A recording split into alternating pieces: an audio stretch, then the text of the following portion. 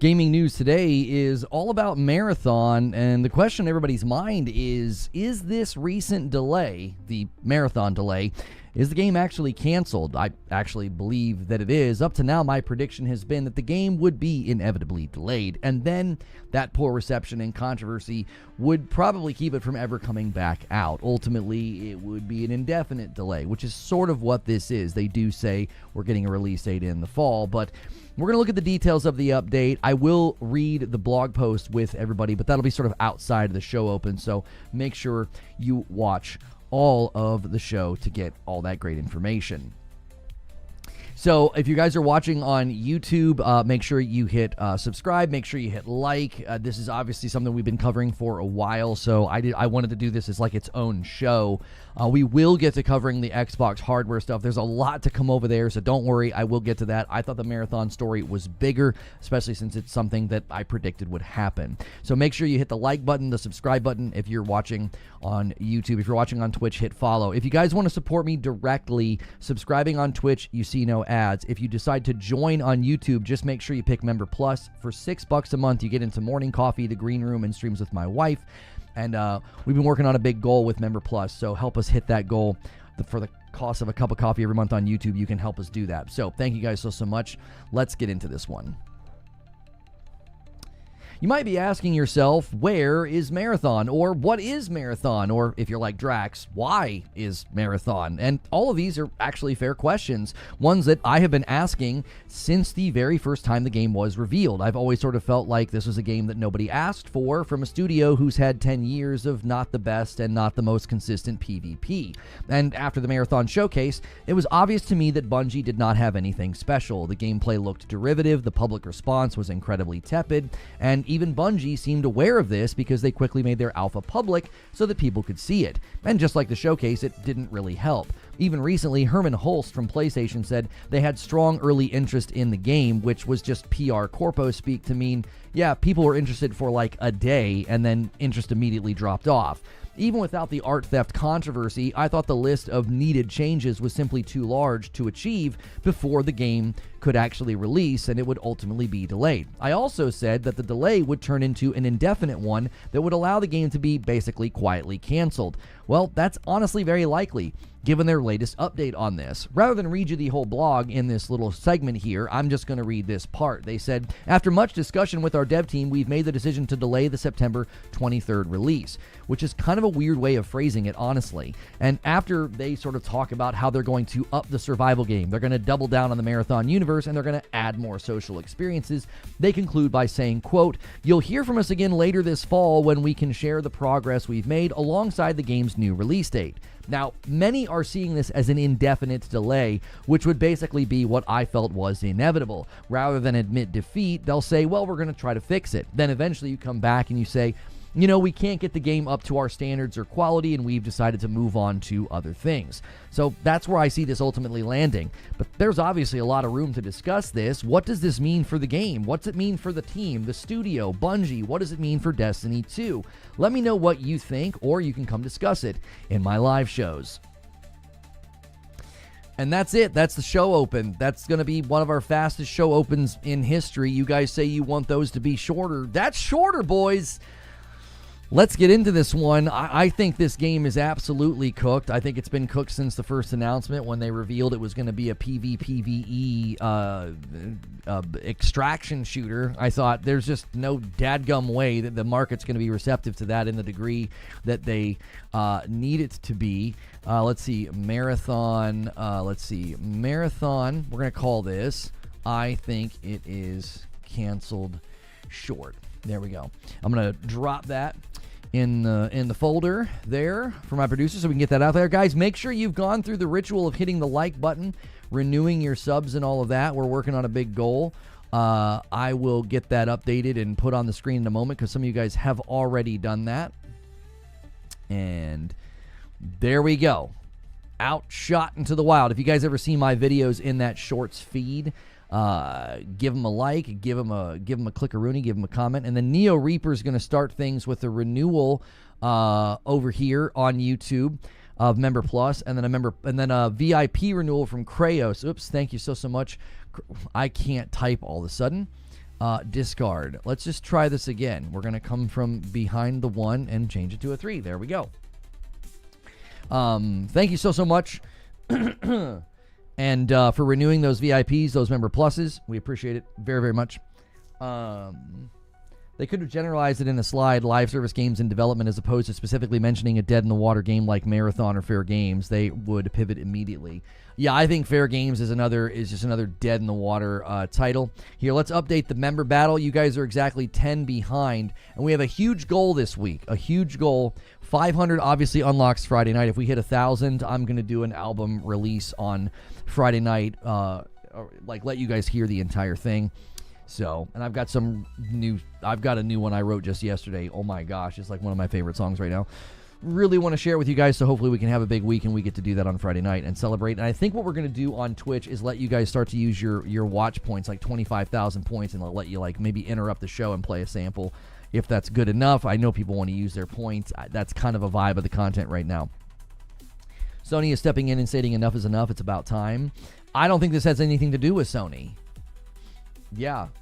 I do not think this has anything to do with Sony. Sony's not even publishing the game. I really don't. And Siege Master, with the first 5-bomb of the day in the live show, we already had a 5-bomb from Alex over there. Going to take us to 408, and the member battle jumps to 19. He's given Twitch the padding they need to keep that lead, but then the member count's going to jump to 409. Thank you so much, Khalid, for renewing your member plus. I appreciate that so much.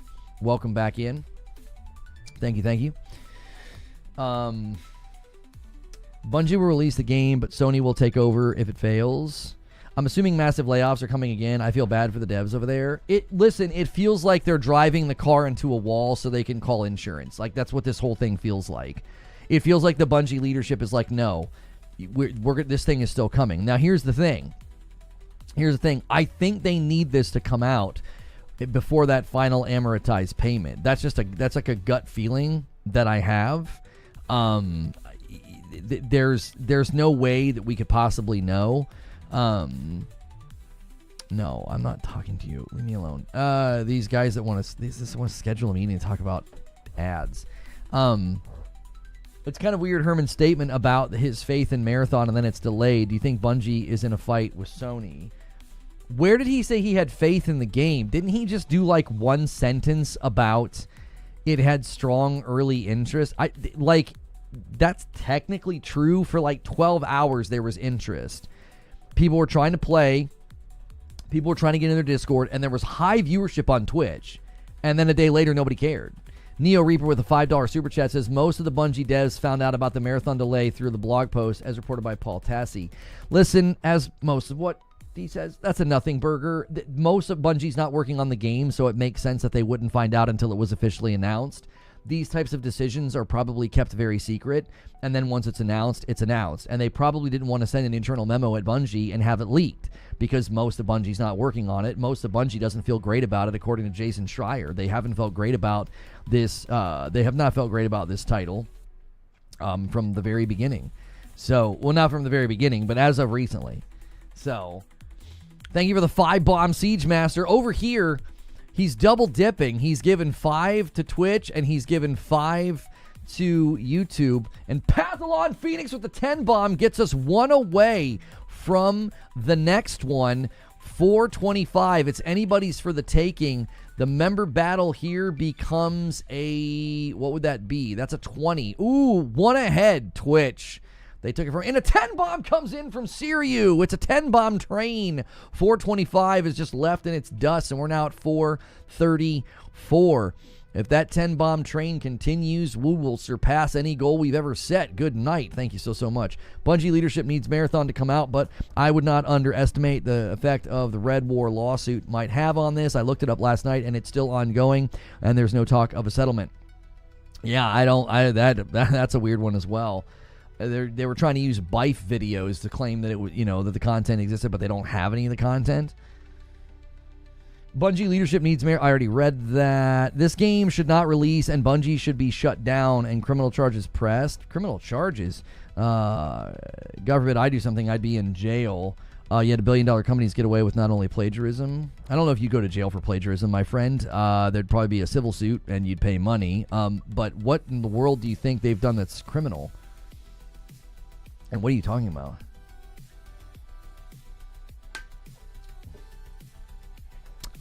That's a weird one. And Goat Gaming with the 20 bomb. There it is. And we're at 454, a new milestone. I owe YouTube 10 members. Thank you, Goat. Appreciate all your great reporting out there, Goat. You know, you're one of the real ones, dude. And I would really appreciate it if you would stop tracking, you know, my escapades and trips with Herman Holst. You know, I quit blowing us up like that. But what I do need, YouTube, is likes. We don't have 100 likes yet. Let's work on that. We've been streaming for about 10 minutes. Let's go crazy on the like count. Is Goat funding the next France trip? If he's gonna expose us for taking the trips, he should at least pay for them. So they said they're going to announce the release date in the fall. So why does that mean canceled? I don't believe them. It's that simple. I don't have any reason to believe Bungie for many reasons. I think that the game is canceled. I think this is all for show. I think in the fall, they're going to come out and there's going to be an update on Marathon and they're going to say, we have done our best to get this game to the quality that we feel is, you know, you deserve, and we've been unable to do that, and we feel what's best is that we focus our efforts on new things. I mean it. Listen, I've called this every step of the way, so, you know, you don't have to trust me. I could be wrong. They could ship out this utter disaster in February. What's the purpose of lying now? The same purpose for all the lies they've ever told, to make the public think that everything's okay. Like, listen, I told you guys this thing didn't have a shot. I told you reception was going to be tepid. I told you making the alpha public wasn't going to help. I told you the list was too long for the thing to ship on time. And I told you this will be delayed and then it will be canceled. So if I hit every single one of those balls and I miss one and it actually comes out, okay, you can say that I got that wrong. I've gotten everything else about this game right. From jump, I haven't missed a shot on Marathon. Like, I don't like to do the I told you so's. I don't like to be like, I predicted this, but I've had them pegged every step of the way. Remember when we found out Chris Barrett was no longer in charge and I said, something fishy's going on? That typically means some type of misconduct. And then we found out the truth about him. All done. Bye-bye, Chris. Adios. And now the project's in the hands of somebody else. And I said at the time that was going to be tectonic. They were making shifts. They were making changes. I said, this spells trouble. You know, you love to do the I told you so's. We don't put it on thumbnails anymore. I don't like saying it. I have enough people who think I'm some kind of arrogant idiot, so I don't need to make it, you know, a part of the brand.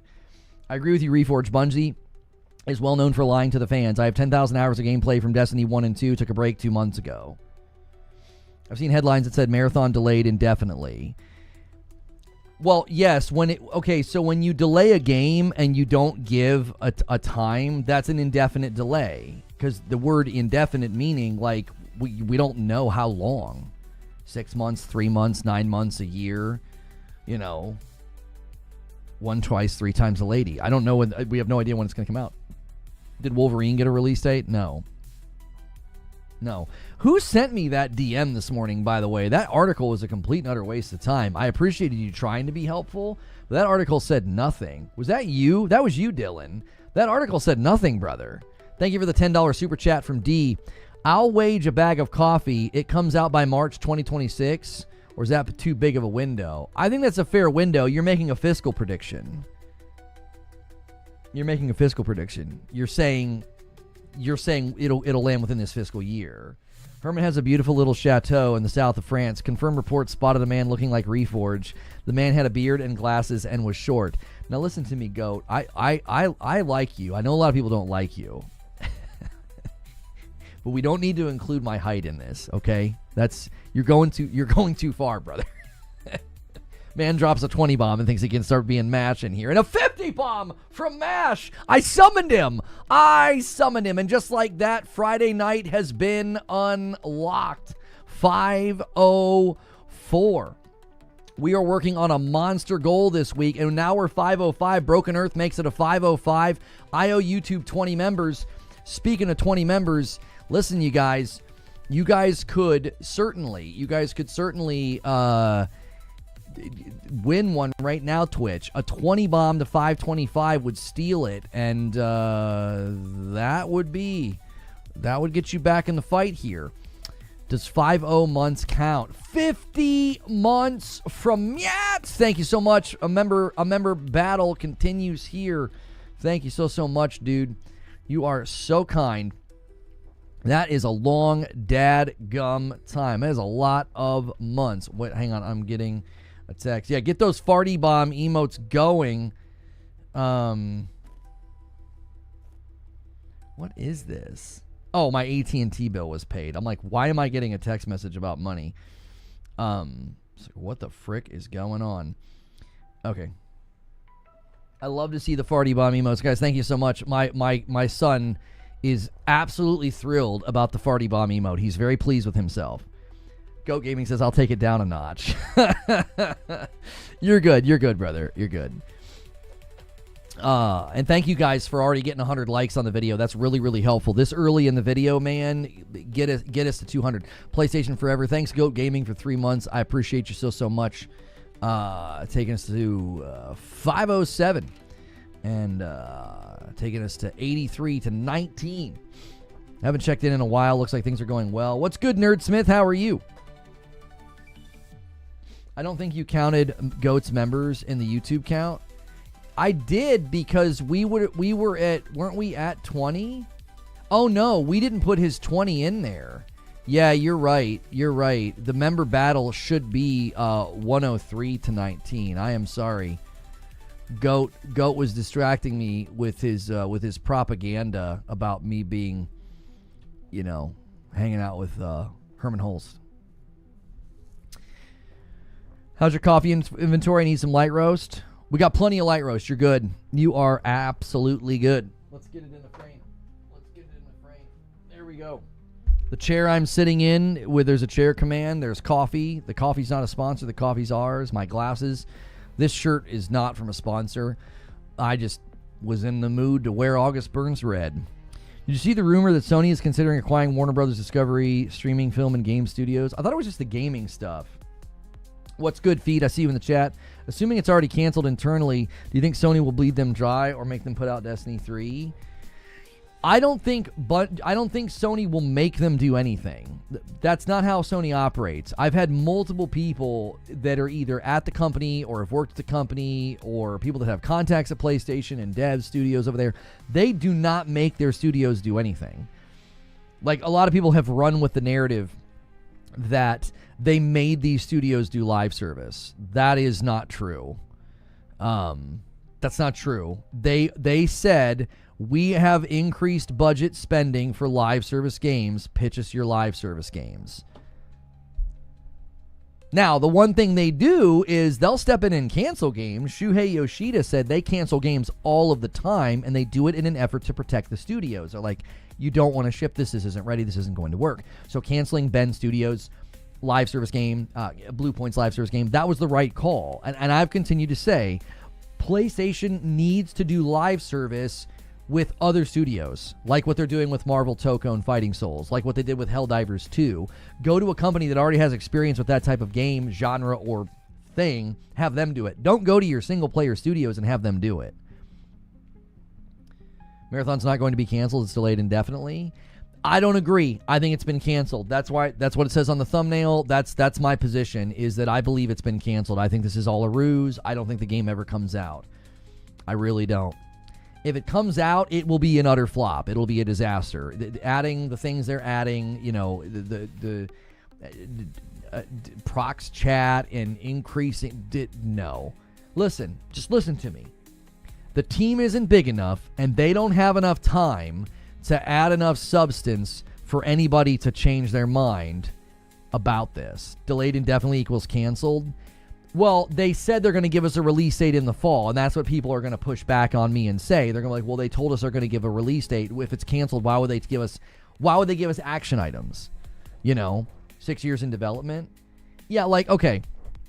just track with the timeline with me. Let's just go through the timeline together, and let's just think about why it's unlikely this thing ever sees the light of day. Like, Lono, why are you making this prediction? Why are you saying what you're saying? According to Dr. Lupo, he was at Bungie as early as 2018 playing some version of this. Now, it is my belief he was playing a version of something that was supposed to go into Destiny 3. There were rumors from Anon the 9, and Anon the 9 was very reliable, that Destiny 3 was going to have PvPvE areas, which is what Marathon is. Player versus, what is it, environment? Or I always forget what the E is. I always want to say event, but it's environment, isn't it? Anyways, it was going to be PvPvE. Okay, and so he was there testing something, okay? Hopefully he wasn't cheating. I had to. I'm kidding. I'm kidding around. Anyways, so he was there 2018 playing some version of this. So this game, this thing has been, worked on for a long, long time, okay? It's been worked on for a long, long time. So their delivery, what they brought to the market, okay, I really want you to think about what they did. They did a showcase with an alpha. How do you get to that point as a company? Are you drunk on hubris, or are you stupid? Either one is not good, okay? They literally did a showcase with an alpha. Who does that? You're in the launch runway of your game coming out, and this is what all your development has brought us? A minimum viable product? Something basically in its conceptual phase is what they brought to the market. Now, part of me feels like this is Bungie's MO. They did that with Destiny 2 Vanilla. They shipped a game in its conceptual phase. It was something that I always said. I said everything's in its conceptual phase. The adventures, they were basically a concept. Lost Sectors, basically a concept. There was nothing to them. You remember, that was a big thing I always said about Destiny 2 was they could make this game huge because they shipped the concepts. They just need to put meat on the bones. I always said it's like a big brontosaurus when you go into, the museum and you see the skeleton. You're like, oh, that dinosaur is huge. The skeleton's there. There's no meat on it. It's like this game, Destiny 2, could be huge if they put meat on the bones. This is kind of their MO. Skill Up says they like to build the plane in the air. I think that's exactly the way to describe it. You can't do that with a game like this.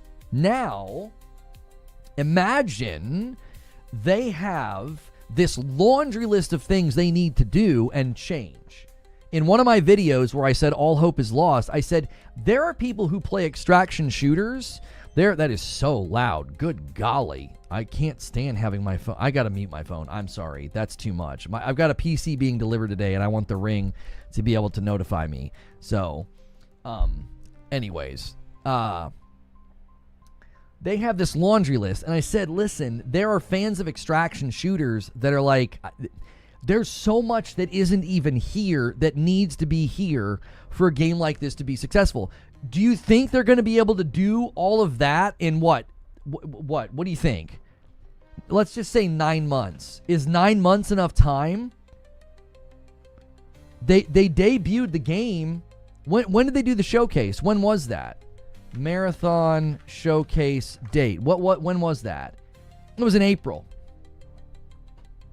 Okay, so April to September wasn't enough time. Okay, that wasn't enough time to do everything. So do you honestly think adding another 6 to 9 months is going to be life-changing? We know how development works. That's not enough time. I'm wondering if they have enough of a baseline to pivot to a different style of games as Nova Hands. I doubt they can pivot to a true campaign-style game, but they could pivot to something that isn't extraction-based. The question is, what type of PvPvE game can they turn this into? Make it enticing. I don't know. Raven, thank you so much for renewing for 16 months. Hello, 16 months. Time to keep going. Hey, thank you so much, Raven. Your sub is old enough to drive. I'm going to do the 20 that I owe YouTube right now. Guys, do me a quick favor and keep smashing that like button on YouTube. We've got so many people here. Let's go for 200 likes. We're really early in the stream right now. We're having a really, really good day. Thanks for being here. I know a lot of you tend to only show up when I'm talking Bungie because you like it. You like the karma that they're being served up on a silver platter. There is a certain amount of satisfaction, I get to take in what's happening to a game made by somebody who was terrible to me. And he's not even at the company anymore. But we do a show like this Monday through Friday. If you like the fact that it's safe for work, if you like the fact that we do variety gaming coverage, make sure you're here as often as you can be, okay? Hit subscribe, hit the bell button, do all the things. So I just don't think they have enough time. Do you track the... Maybe I didn't make my case strong enough, but do you track the logic? It's like it took them 6 years to bring an alpha to the public. They brought something that was so incredibly bare bones to the public. What were they doing all those years? What were they doing? Many are waiting to talk Xbox. Click the like in advance. I don't know if I want to get into that today. That's going to be probably tomorrow's show unless something significant happens. Like, what were they doing this entire time? And you think another year is going to make enough of a difference? I just don't think so. Here's the other problem, all right? I think also, my wife's putting a sticker on the door. She's going to tell the person delivering the PC, please ring the doorbell twice. I'm in the basement. Probably reboot it 4 times behind closed doors. Yeah, but they had people coming in and playing it. They had guys, Tarkov players and stuff coming in and playing it. Into the AM came 2 days early. Well, there you go. That's a big bag, Fuzzy. Jeepers. That's a lot of stuff. A member light renewal from Joanna. Hi, Reforge. How are you doing today? Sorry I haven't been around getting house sorted out. You are great, and thank you for renewing. I can't count you in the total unless you're at Member Plus. So everybody double check your memberships on YouTube. It's $6 instead of $5, but then I can differentiate you. From gifted members. I can't count gifted members twice, like when you get the gifted and then when you celebrate. That wouldn't be an accurate count. I really like the concepts that Marathon had to offer, says Sci-Fireman. If they toss in prox chat and solo mode of some kind at the start, or at least that is what they can use as an excuse to the public. The Italian hits 3 months over here on Perp, says, when are y'all going to learn to trust this man? He's been predicting this news for months. Hey, I appreciate that. I really do. Thank you. Give me a little bit of credit here. And we're at 5:09 on the day. Guys, use your primes, check your subs, check your members, do all those renewals. The studio sounds super disorganized. I remember after Lightfall, the higher-ups wanted to split the devs teams into a bunch of strike teams instead of having actual flow teams like PvP and such. As unethical the art stuff is, I really don't think the majority of the gaming population cares about that. That's probably. Art theft isn't even their biggest problem, says Nova. People can move on from that. It'll just be a meme. They'll probably have had multiple bad game design decisions going back to Destiny 2, Vanilla, even D1. They didn't know what they were doing half the time, says Nova. They need a complete leadership overhaul. Someone with a clear vision who could make them an amazing studio. Retweet the recipe for failure tweet.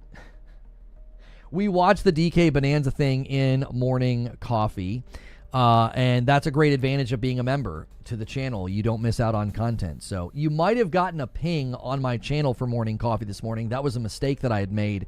YouTube updated their scheduling of streams, and so I scheduled the stream new so that it would be with the new settings, and I forgot to set it to members only.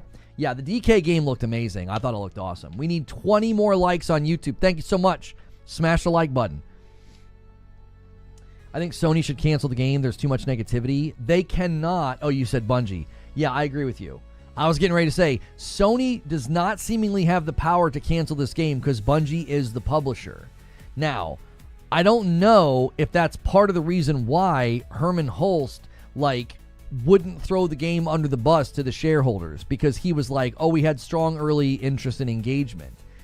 You're playing a dangerous game, Herman, because your name is attached to Concord. Okay? He thought they had something special. He thought Firewalk had something special. And now you're telling shareholders that there was early strong interest in Marathon. That game is about to crash in slow motion, either through just being canceled or it'll ship and be a disaster. I believe it's been canceled. I don't think it sees the light of day, but again, I could be wrong. Do you think they are hiding Diddy Kong, or is he completely... No, I don't think Diddy will be in anything going forward.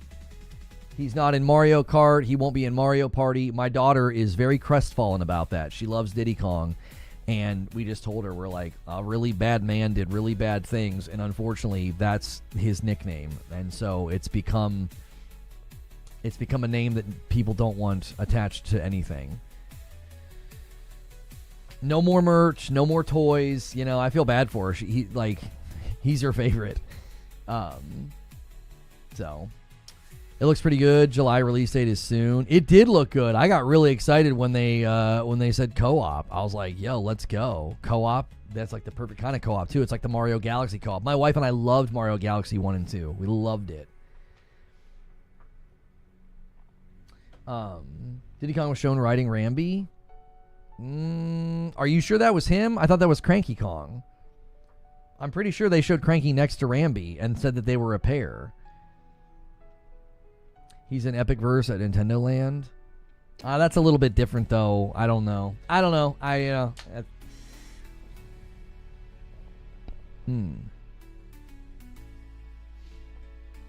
Change his name to Puffy. Anyway. The style wasn't stolen. There's a whole genre of graphics and art that revolve around that style. At least that is how an insider tweet thread explained it. I don't agree with that, Sci-Fire Man. I've consistently held that Marathon stole their aesthetic from her, from Anti-Real. I've maintained that for a while. Joker Quinn with the 5 bomb gets us to 514. Thank you so much. Y'all are the best. We are now 11 away from the next milestone. Thank you.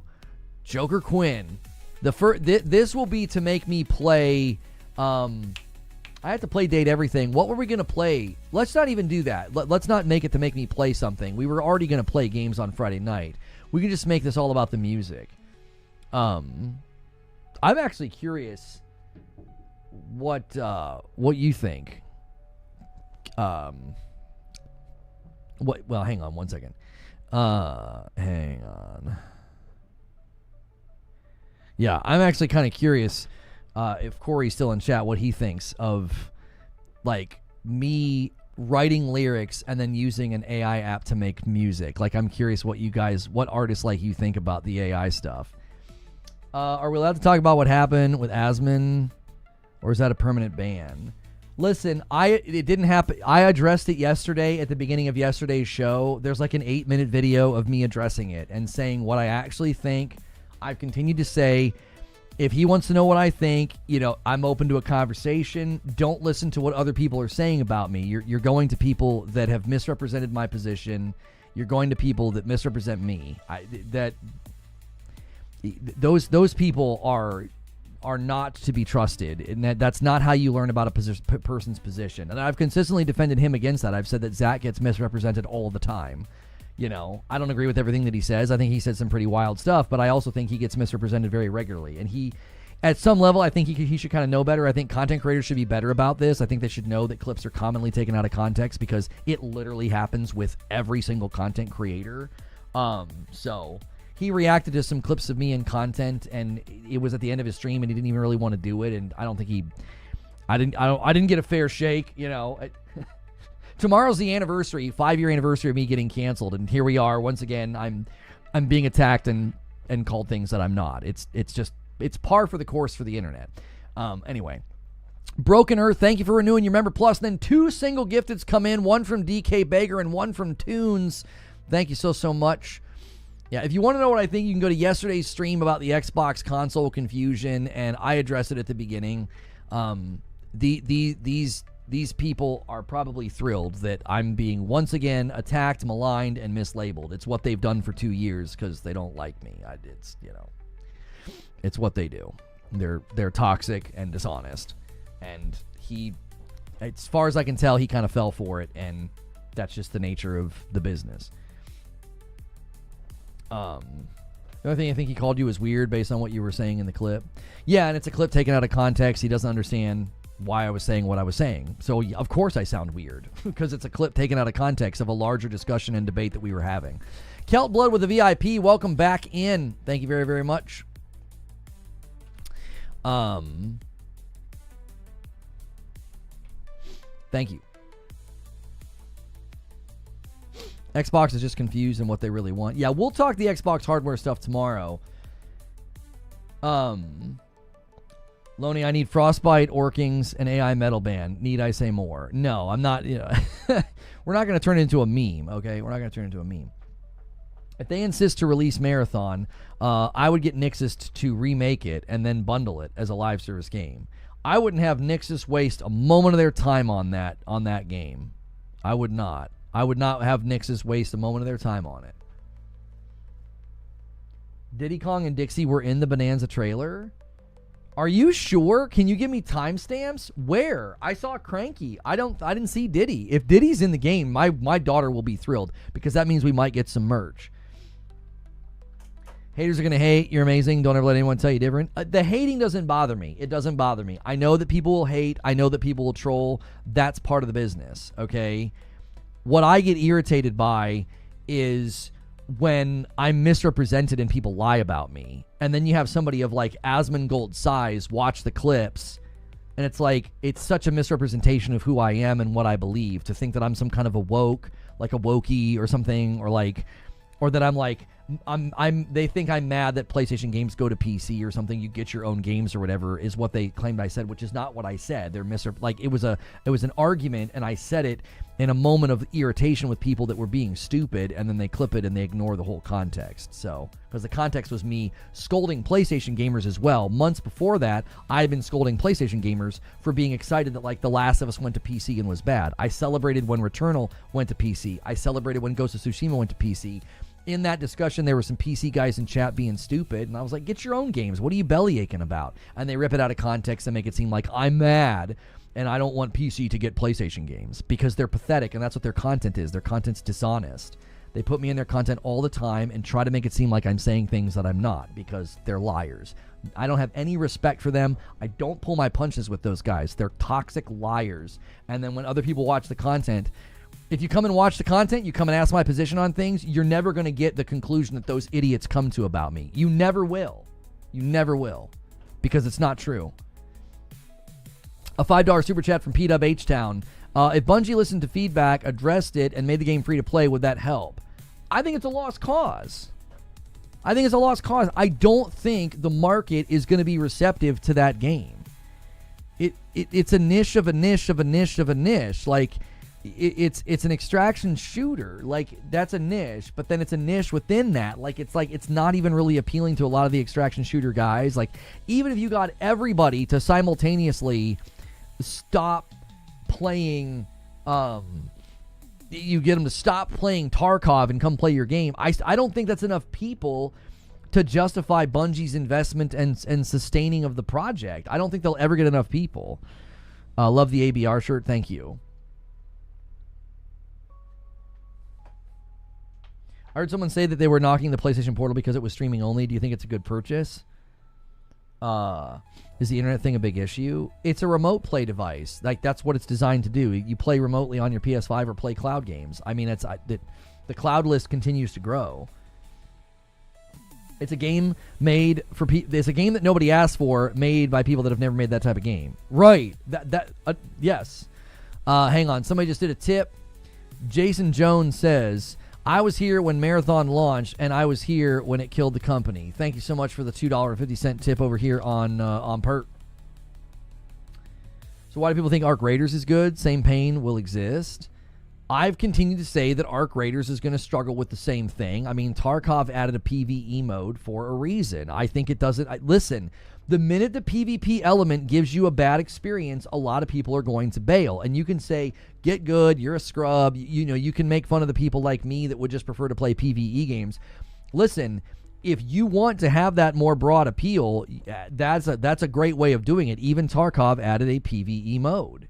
And it likely helped with player numbers. It likely helped with retention because you're offering something to people within the game that makes it, you know, more approachable. Now, I'm not saying you make a game for everybody. We know that a game for everybody is a game for nobody. But The thing about Arc Raiders is that so much of that game is PvE based. They were building a PvE game. The AI is very excellent. The PvE mechanics are quite excellent.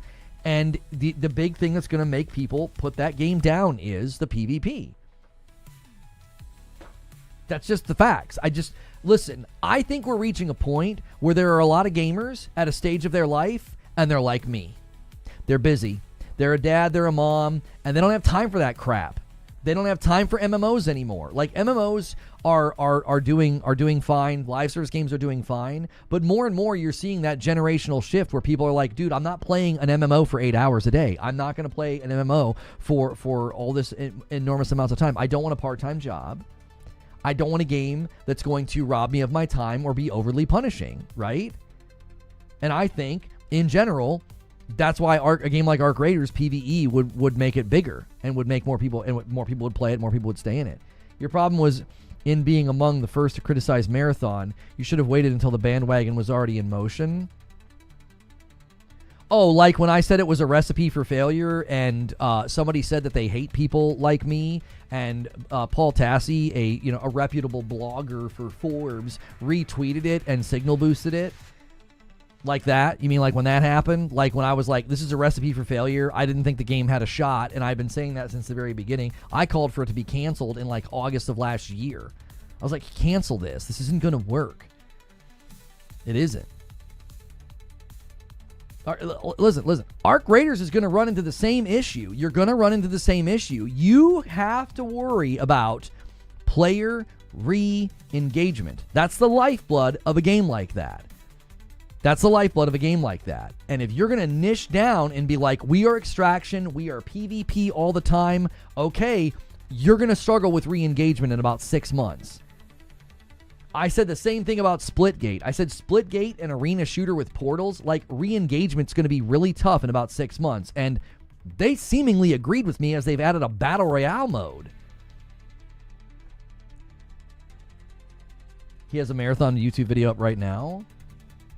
I don't care. I don't care about his freaking content. You want to signal boost and target me for harassment? Signal boost something where somebody says they hate me and act like, oh yeah, this idiot doesn't know what he's talking about. Well, apparently I do. The jury's still out on whether or not I'm an idiot, but at least I know what I'm talking about. I told people, I was like, the Marathon doesn't stand a chance. I have said the exact same thing about fair games. I don't think these games have a shot. I don't think they do. I don't think the market will be receptive to fair games. Fair Games was going to be a competitive heist game, and now they're describing it as like Fortnite meets The Division or something. Like, what the frick? What? I've consistently said that PvE is the untapped potential. That's where the untapped potential is for live service. It is. That's where the untapped potential is. Helldivers should be studied. I think Helldivers has shown. Everybody keeps saying PlayStation's live service, strategy has been a disaster. Yes, tell that to Helldivers, one of their fastest selling games ever. Tell that to Helldivers with the resurgence of players. Tell that to Marvel Toko and Fighting Souls when it comes out, that it's been an utter disaster. Yes, Concord, disaster. Marathon, an embarrassment. Marathon, and this is where the gaming press is utterly failing. Marathon has nothing to do with PlayStation's live service efforts, and people keep smuggling it in and being like, yeah, this is something that PlayStation initiated. No, it is a Bungie published, Bungie initiated project. It was set in motion before the acquisition. It is being published by Bungie, not by PlayStation. It is not something that PlayStation said, that's what we want, please build that. It was something that was already set in motion. They seemingly don't have the ability to cancel it because I believe that they would have by now. Yeah, FBC Firebreak, the problem with FBC Firebreak is I played the beta and it was under NDA, so I couldn't say anything. FBC Firebreak plays like a fan-made mod, a sloppy fan-made mod. It doesn't feel like a robust, complete package. Like, Helldivers, the first time you play Helldivers, you're like, oh, I could grind this. This is fun. And then they do new enemies, new events, new grinds, new systems, and everybody's very, very pleased. FBC Firebreak is a dadgum mod built within the Control, engine and universe. Foamstar's not bad. I'm not sure if you're trying to remember or recount or get a gotcha or by bringing up Foam Stars, or maybe you're saying it's not that bad.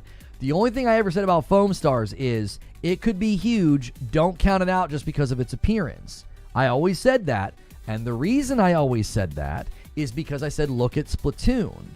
When Splatoon first debuted, I don't think anybody predicted that game was going to be super popular. I said, don't count out Foam Stars. I said, it could be huge. I didn't say it was going to be huge. I didn't say it was going to be super popular. Once again, people lie and they clip me and they make it seem like I'm saying things I'm not saying. All I ever said was, don't discount a game just because it's cutesy and silly looking, because Splatoon's really popular, and I don't think anybody ever anticipated that. I don't think there was a single person who ever thought, oh yeah, that's going to be one of the most popular games on the Nintendo Switch. Look at the 1705 mark. They show Diddy and Dixie riding rhinos. Okay, I appreciate that. I'm not going to look at it right now. I trust you. I'll check that later and show it to my kiddos. My daughter will be very excited. Thank you for telling me about that. I think either way, Sony is still the company that bought Bungie and their problems, and they need to own their mistakes. No, it's not their fault, but they need to find the solutions because they bought them.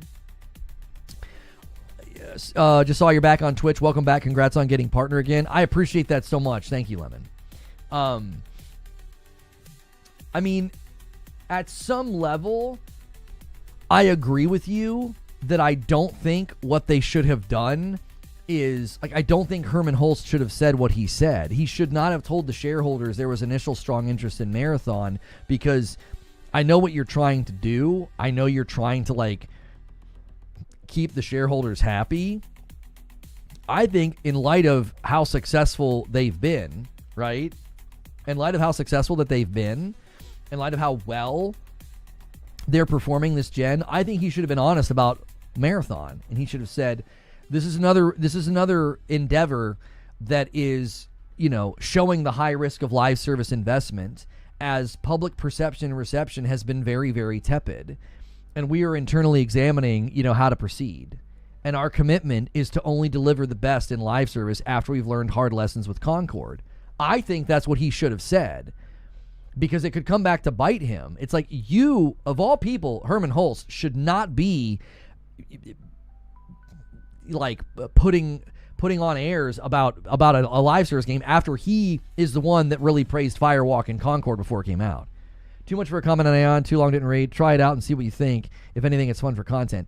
Okay, so what I did, Corey, I had been writing lyrics about everything that I went through, and it was very cathartic, and it was always a dream of mine to, like, I was like, what if Andrew and Corey did like a side project and brought this to life? And I learned about this Suno app, and so I threw it in, and I've honed a sound. You can, like, create personas, and I have now like 40 songs. Like, I can't stop writing the lyrics. It just, like, I've got like 4 albums worth of music now.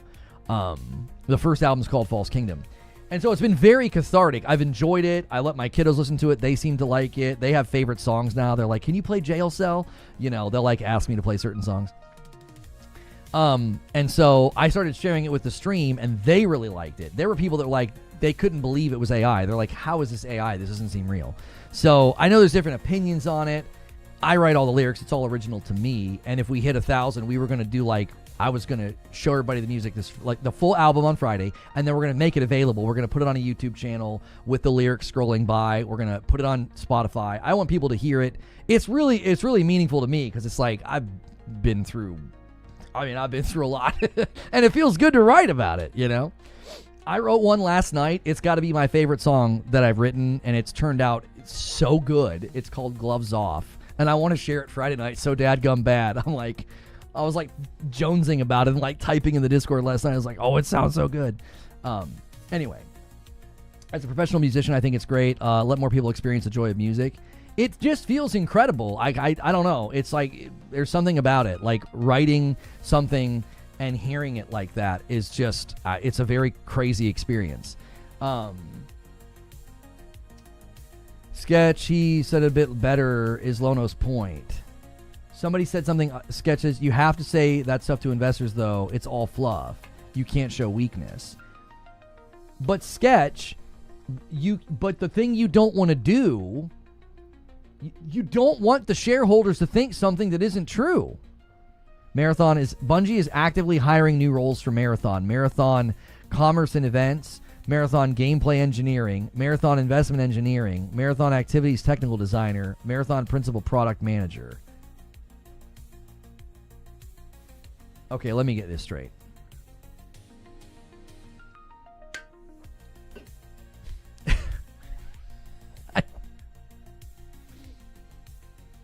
Let me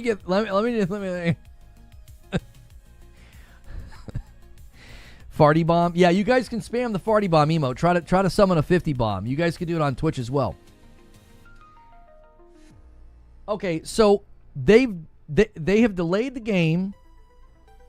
They've delayed the game and they're going to fix it, but they don't even have some of the staff to do it now. There are positions that they don't even have people for. Just how quickly do you think they can get any of this done? Commerce and events, gameplay engineering, investment engineering, principal product manager. What the frick? Like, how is this thing? How's this thing even going to come out in the next year if you're hiring people right now? They're not even at the company. They've not been hired. They've not been interviewed. They've not been onboarded. I think somebody got fired. They likely didn't remove the postings. Oh, do you think those are old hiring postings? Carlos says, I pitch to investors monthly. You can choose your words. You can lie or be honest. Yeah, Sketch is saying it's not lying. It's spinning expectations. Trust me, I'm a corporate drone. I've been in similar rooms. Listen to me, Sketch. I'm simply saying, when you're doing as well as PlayStation is doing, it's okay to say Marathon is currently in a position where we are actively analyzing what to do given it didn't get the best reception. It's better to say that. That's not a sign of weakness. That's a sign of commitment to excellence. You're like, we're going to make sure. You know what I mean? One farty bomb will let you know I just tuned in. There you go, Matt. That's right.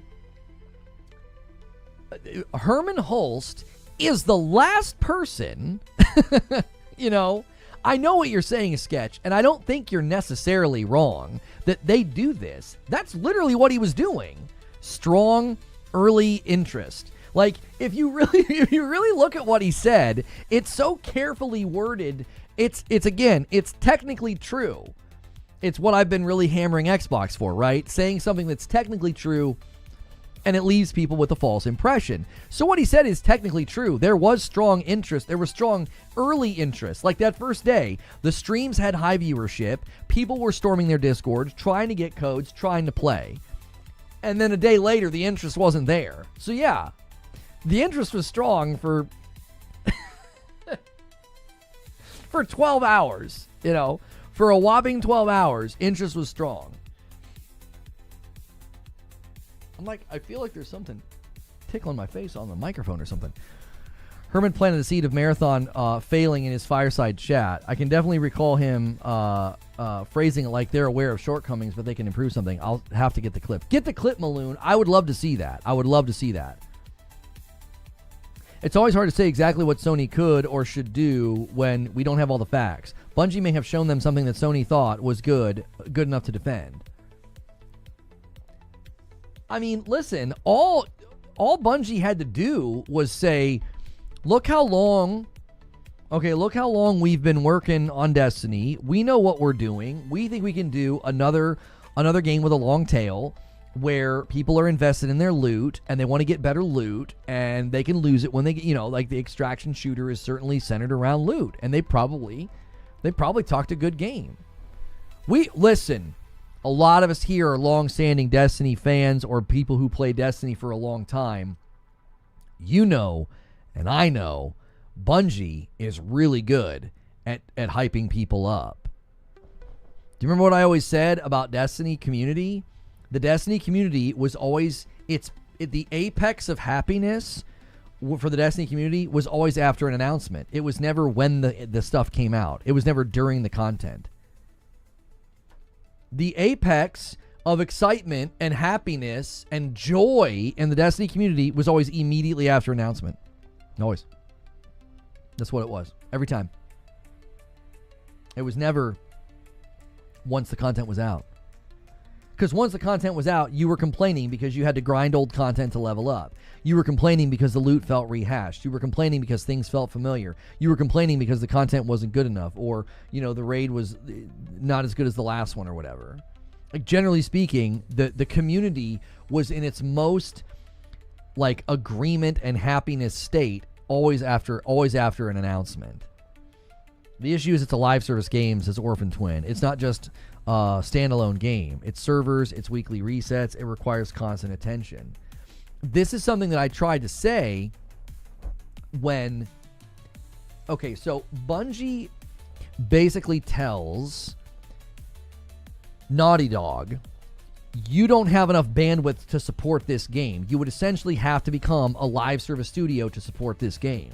But apparently, Bungie thinks they can support Marathon with like 300 people. I don't get that. I don't think they can justify Marathon's existence. I don't think they can generate enough revenue and enough players and enough re-engagement patterns to justify its existence, because the work they're going to have to allocate, the dedicated servers, the updates, the bugs, the patches, the all of that, they're not going to be able to justify its existence. People are like, well, Tarkov, and I'm like, yeah, Tarkov's probably not even in the same hemisphere of operational costs. BF Hoodrich, thanks for 7 months. Been around since the Destiny days and all the BS that happened. Glad you're still doing your thing and hope for more success in the future. I really appreciate that. Thank you very much. A lot of people have come back around. I greatly appreciate that. And no content creators have come back around. That's to be expected. But a lot of you have, and I greatly appreciate it. Experience might justify it, playing devil's advocate. I'm not sure what you mean by experience. That's like at least 1 year. 32 months. Thank you so much, Silent Service. We are now exactly a 5-bomb away from the next milestone of 525. Listen, Twitch, it's really hard for you to win the battle and to get more members than YouTube. I know that's tough, but you can definitely steal right now with a 5-bomb, and I will owe you 5. And BF Hoodrich does it. He drops a 5-bomb quickly. There it is. Oh, YouTube. They got you on that one, YouTube. They got you. They stole one this morning in Morning Coffee, and they're stealing another. Appreciate you guys so much.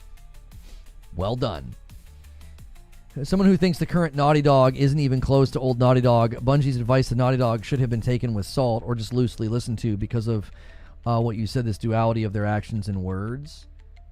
I don't think there's a lot of evidence that a bunch of Naughty Dog has left. I think that's largely been driven by people who don't like Neil Druckmann, and they try to paint this picture that, like, well, this one person left and it's never been the same company since. I don't agree with that. Oh, I closed my tracking. I closed my UPS tracking. Okay, out for delivery. So between 2 and 4. It'll probably be this afternoon. That's usually when UPS comes. But I have my ring, like, on. Everything in that comment is wrong. Yeah, I'm like, I don't get the idea that, like, yeah, the PC's coming today. It was supposed to come tomorrow. Spartan with 21 months of the VIP. Happy you continue to succeed in the face of adversity. Keep up the solid work. Thank you so much. And that takes us to 526. Iron Hand with 31 months. I don't think Bungie's ability to make good live service was considered when Marathon was greenlit. The execs just wanted a high cashes, or high cash out. I can't count yours, Iron Hand. You got to be at a Member Plus and above for me to count you in the total. If you're paying for your own membership, you want to make sure you're on Member Plus. It's $6 instead of $5. Been watching first impressions of Borderlands 4, and oh boy, Borderlands is back. Listen, I told you guys I got great vibes after that one reveal. I said, I think Borderlands is back. I said, I think this is going to be the best one they've made. It looked so good, and I don't know.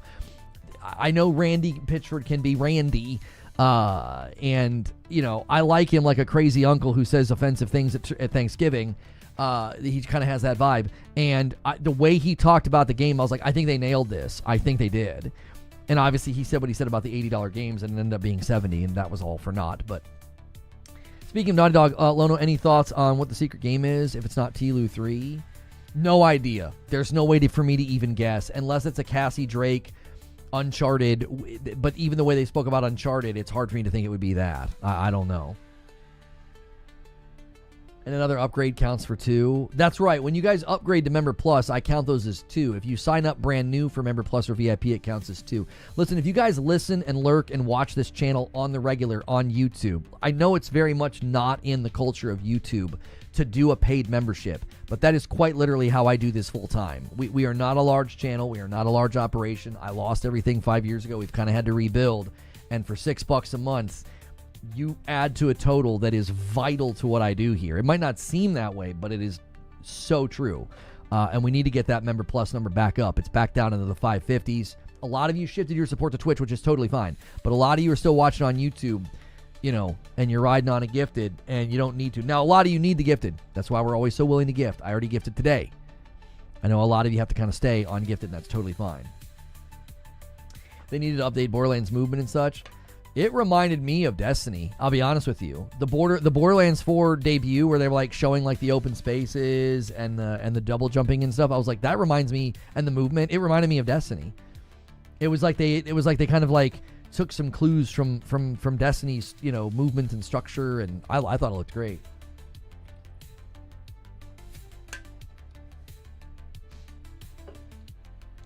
Thank you for a VIP goddess, 33 months. I hope this counts. It does. I know I don't understand a lot. I came to this channel to learn more about games and couldn't be happier. The only reason we can't count member light in the total is because I can't tell if they're on a gifted membership or not, which means I would be counting them twice. It would be like you getting a gifted, and I say, hey, yeah, we're so glad you got a gifted. And then you click the celebrate button and type a message, and I count it again. So that's why I can't count member lights in the total. Let's pull some questions up. You guys are using the question command. This is something you can do all throughout the stream. It's not just during a specific segment anymore. Kino Man Sky says, do you think the feeling of some gamers at the PS5 gen have no exclusives because PS4 games were so incredible? PS5 games are mostly sequels. Please don't ban me. I'm not going to ban you for that question. Listen, I know a lot of people keep running with this narrative that there haven't been a lot of exclusives. I think they always conveniently do that only when we're in a dry spell. Like, PlayStation does great for like 3-4 straight years. They go through a dry spell and everybody wants to make their videos and write their articles saying, oh, there's no exclusives this gen. And I'm like, really? I don't know what you're talking about. There was a year there where they had more exclusives than Xbox and people were still running that narrative. Yeah, there was like 10 exclusives last year. I don't get where the narrative comes from. It's like, there was 10 exclusives. What are you talking about? They had more exclusives than Xbox, and Xbox guys keep running with the narrative of like, PlayStation has no games, and it's like, they only want to keep score if Xbox, because Xbox owns more studios. So as soon as Xbox bought ABK, suddenly keeping track of exclusivity didn't matter. What mattered was, oh no, it only counts if they own the studio. And I'm like, what? Since when does that matter? I love Stellar Blade. It didn't matter that they didn't own the studio. Everybody loved Helldivers 2. It didn't matter that PlayStation didn't own Arrowhead. A ton of people enjoyed Grand Blue Fantasy Relink or Final Fantasy 16, and those were, and I know FF16's on PC now, but at the time, it was an exclusive, and it still is a console exclusive. Well, and it's coming to Xbox.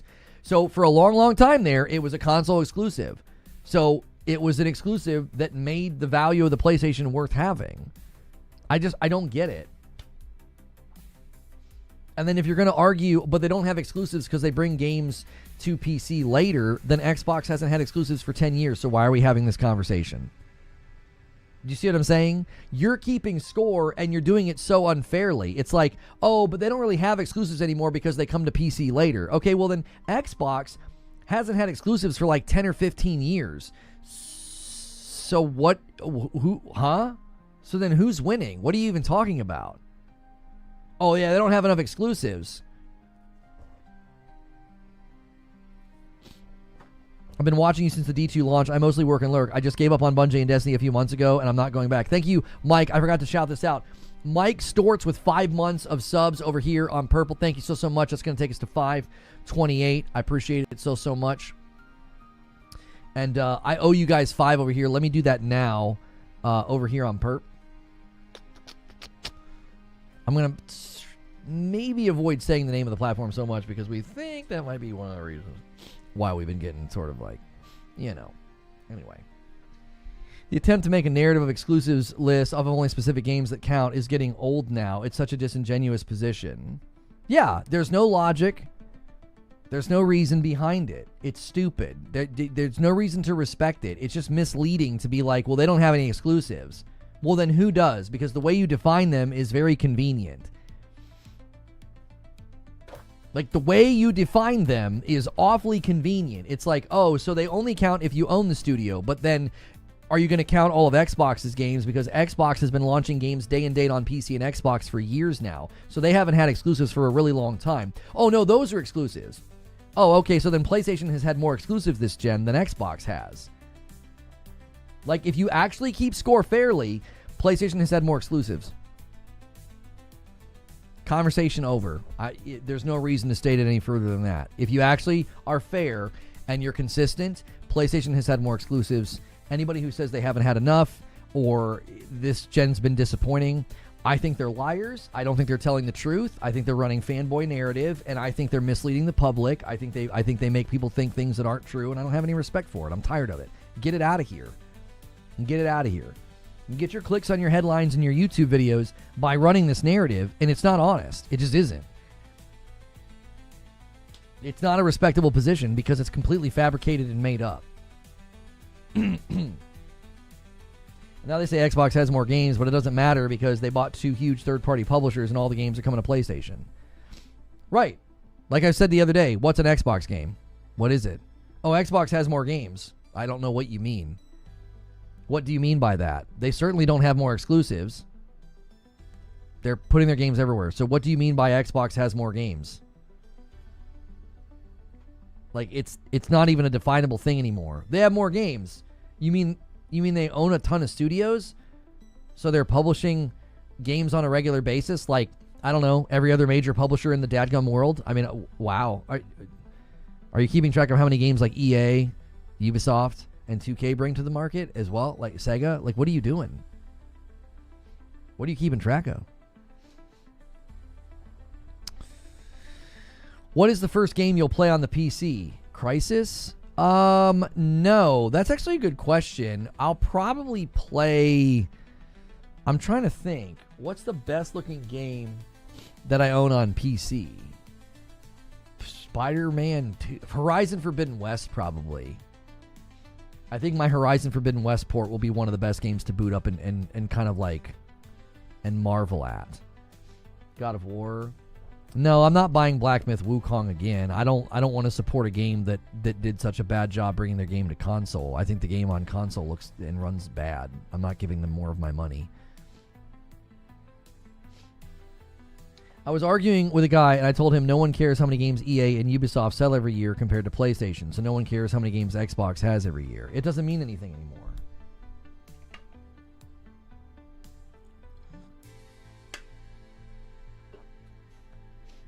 None of the Sony ports are in contention. Alan Wake 2 is also ray tracing goodness. I don't want to buy games multiple times. If I already own them, you know what I mean? Did you get a new PC? Yes, right now I do not have a backup rig. We stream at a stupid bit rate on 2 different platforms, and if this rig has any problems, I'm sunk. I can't do a thing. I can't stream. In the past, I would just pivot to another rig and stream on a 2080 or something. I can't do that now. So, I don't care about the quantity of games. Thousands of games release annually. For me, it's a measure of games that are good or worth playing, and that number is subjective, so I will say that I'm happy. Right now, I'm moving away from exclusive talks because more and more of them are coming to PS5. They are now all going on about the number of games made by first-party studios.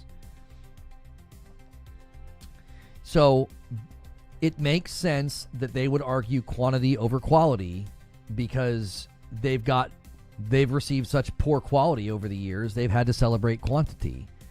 You couldn't celebrate the quality of Redfall or Starfield or Forza Motorsport at launch. I mean, Hellblade 2 was another 30 FPS game. So it makes sense they're all aligned around quantity.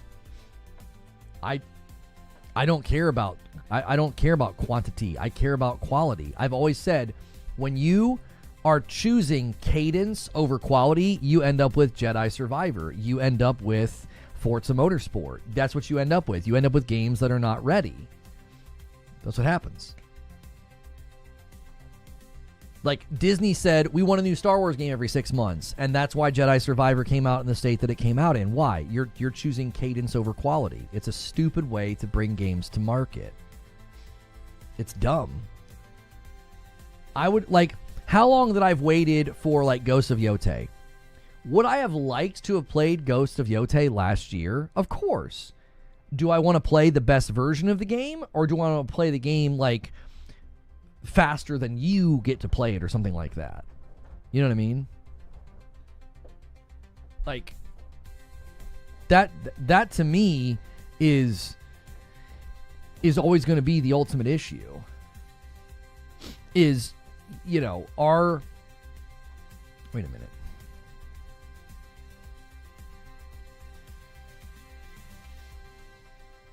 I feel like I recognize your name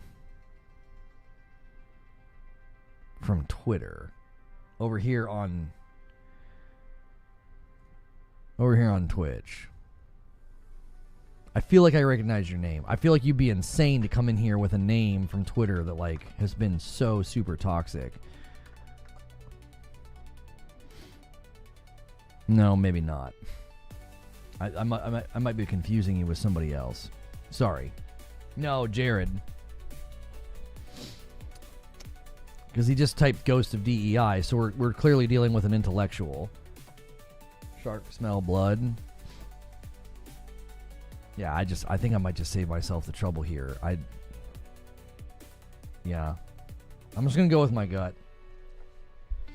Apply this to any other entertainment industry. Imagine Disney buys like 5 other movie companies and their fans start saying, look at how many more movies Disney makes than X now. Right. I really want to play Red Dead 2 again, but my PS5 doesn't have a disc drive, and I don't want to have to purchase the game again. Maloon says, wait, Dwayne, did I thank you for 37 months in a VIP? 37 months, baby, let's go. Love being here. Keep up the great work. Dwayne, did I thank you for that? I don't think I did. That puts us at 529. Thank you so much, Dwayne. Hopefully I didn't just double dip and double count him. Haven't played Starfield in forever. Did they make it better? No. No, they did not.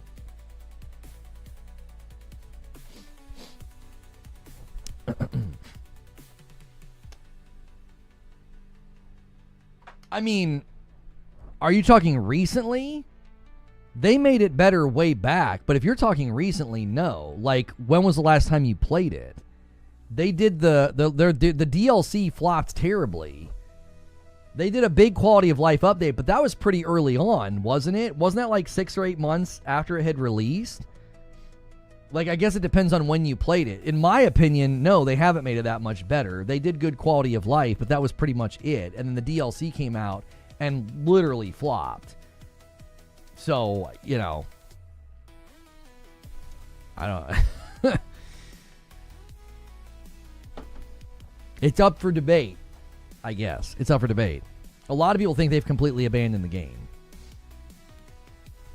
PlayStation should only do single-player games. I mean, they've made an awful lot of money with MLB The Show and Helldivers 2, so I don't agree. They're probably going to make a stupid amount of money with Marvel Tokone, so don't agree. I don't think it's that simple. They've increased their funding for single-player games. I think what they need to do is not have single-player studios building live service. I think if you're going to have somebody like Arc Systems build a game, that's great. Have Arrowhead build Helldivers. Like, does that make sense? Like, I think if you're going to do it that way, that's totally fine. Yeah, Gran Turismo 7. What about Gran Turismo 7? You see what I'm saying? Like, there are people who are like really, really simplistic about this, and they're like super anti-live service. You're anti-live service to a fault. And you're like, they shouldn't do it at all. And I'm like, what are you talking about? What are you talking about? Like, let's see, live discussion. They've had so many, games come out that have been great, successful single-player games. They've also got a very successful live service game with Helldivers 2. They've got ongoing success with Gran Turismo 7 and MLB The Show. So, yeah. And then again, Marvel Tokone is probably going to print money. I don't know why people are so dichotomous about this. It's like, they should just stop doing live service. It's just been a disaster. Yes, they make tons of money on MLB The Show, Gran Turismo 7, and Helldivers 2, and they stand to make a ton of money on Marvel Tokone. But because of Concord, right, something that blew up in their face, and because they privately canceled Ben's game and Blue Point's game, you're like, it's been a disaster. And it's like, well, wait, hang on a minute. They have a good number of successes already. They've got something in the pipe that's going to be probably huge for them with the Marvel game. Naughty Dog chose on their own to do what they did with Factions. That did not come from PlayStation. Bungie decided to do Marathon on their own pre-acquisition. They're the ones publishing it. So counting those, I think, is disingenuous. I don't think it's accurate or fair to count those. It isn't. It was like 2019. It was like 2019 when Naughty Dog said, hey, Factions has become bigger than we intended. We're going to take it out of The Last of Us Part 2. We're going to ship it as its own thing. Bungie takes a look at it. Bungie informs them, you would have to change your entire studio into a live service studio. Naughty Dog opts to not do that because they want to work on games like Intergalactic. Shuhei Yoshida has corroborated this. So counting Factions is such a smuggle job. Like, you're smuggling that in. You're like, oh yeah, Factions. PlayStation doesn't know what the frick they're doing. It's like, that was Naughty Dog's choice from beginning to end. That had nothing to do with PlayStation. Same with Marathon. So the only thing you can really count is Concord flopped, and then PlayStation pulled the reins up and said, don't have Bend do that. Don't have Blue Point do that. We need to reassess. Now, you want to lay Fair Games at their feet? Do it. I agree with you. Fair Games looks stupid. I don't think it'll make it.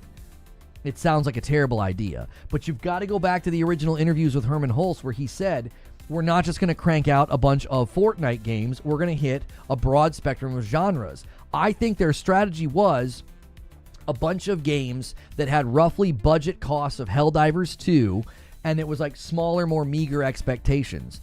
Do you remember when Helldivers 2 did an interview and they expected like 100,000 player peaks at most? They didn't even build a proper queuing system because they didn't think they were going to need it. I think a lot of their live service efforts are in that vein.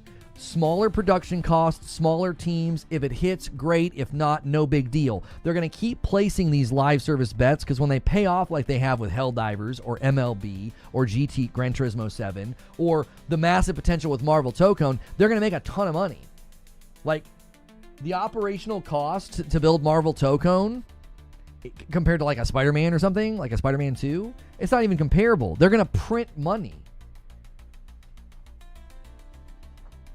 They're going to print money. So you have to see the whole narrative about PlayStation's live service games, their strategy being a disaster. It is so one-sided. It is so not a balanced position. It doesn't represent the entire picture. And it's extremely disingenuous. It's extremely disingenuous. It misrepresents so much. Like laying The Last of Us Factions and Marathon at PlayStation's feet, it doesn't represent their strategy. Those things were done separate from PlayStation's strategy. So yeah, lay Concord at the feet of Herman Hulst and PlayStation. Do it. It was a terrible game, and they absolutely did not have the public's eye on that game early enough. If they would have let the public see Concord a year earlier, they would have known this thing's going to be a disaster. Nobody wants this. But they kept the dadgum thing a secret. It was like a cinematic, and then a year later we finally see gameplay, and they're like, "Oh yeah, it's about to come out." And everyone's like, nobody wants that slop. That looks like that game looks terrible." Breaking news: Sony's eyeing Warner Brothers. Yeah, we saw that earlier this morning. Do you have a link to Sony's official webcast where they fielded questions? No, I don't have a link to that, Maloon. You should react to it and break it down live, especially since you can absolutely read through the corporate speak. I was editing, so I might be behind, but I want to float an idea here. Creature says, seeing that Bungie has plans to change the game and they're hiring for the listed positions earlier, this is not what they're. Is this not where they are the most comfortable? Given what we know about how Destiny and Destiny 2 had to be reset and become completely different games than they intended, are they now in their comfort zone? Should we think they have a better chance now? Only if they pivot away from a PvPvE extraction shooter. Only then. Am I deafened in... Okay, I was like, I thought if I've been deafened in Discord all this time, that's insane. Guys, really quickly get us to 300 likes. We've been streaming for a little over an hour, and that really, really helps us out. Smash that like button. I haven't needed to ask for likes today. The website seemingly has been behaving itself.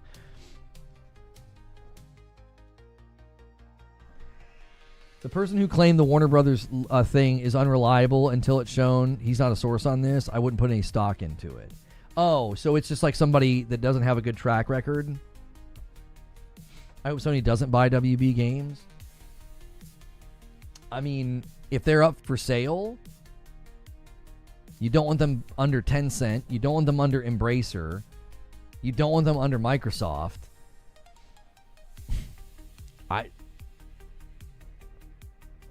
I don't know. I know people think that, oh, he's biased, he's a pony, but when I look at the companies out there and the companies that that buy studios and do things to studios, I think PlayStation's like, they have a much better track record with their studios. They have a much better track record. When you got Insomniac and Housemarque, I don't know.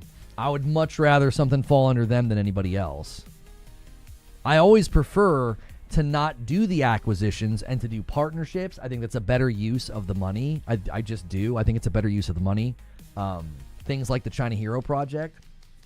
My freaking nose is driving me crazy today, and I can't figure out what it is.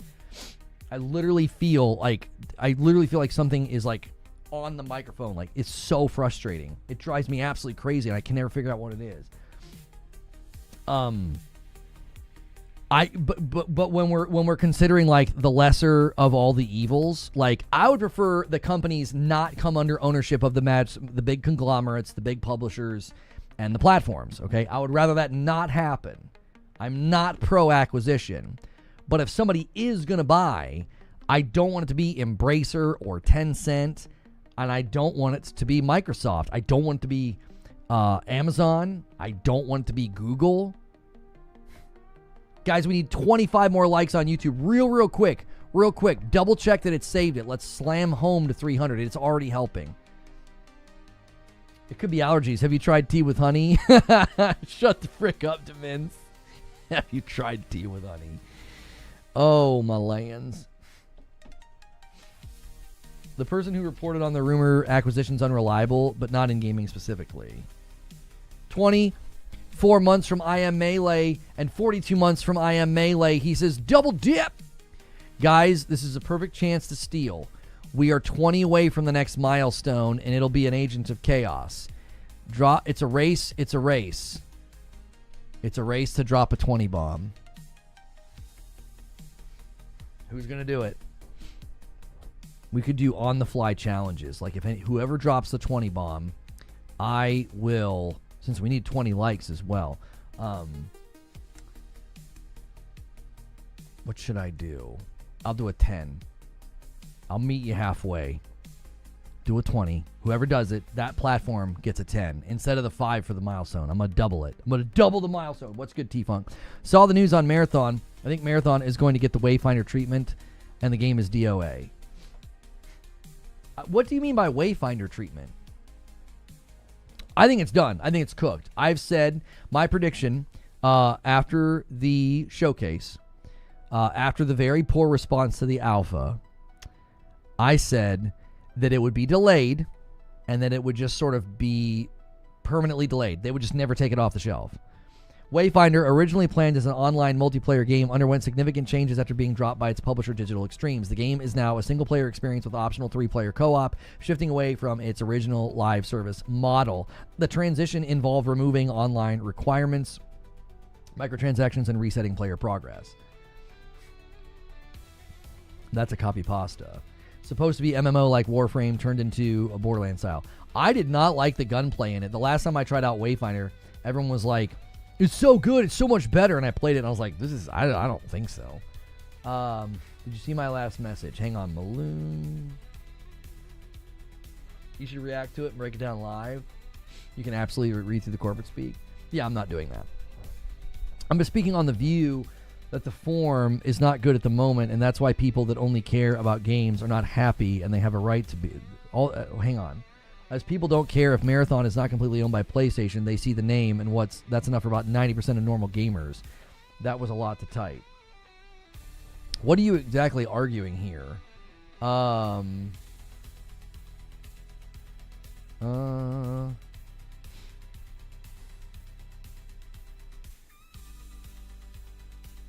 Hang on.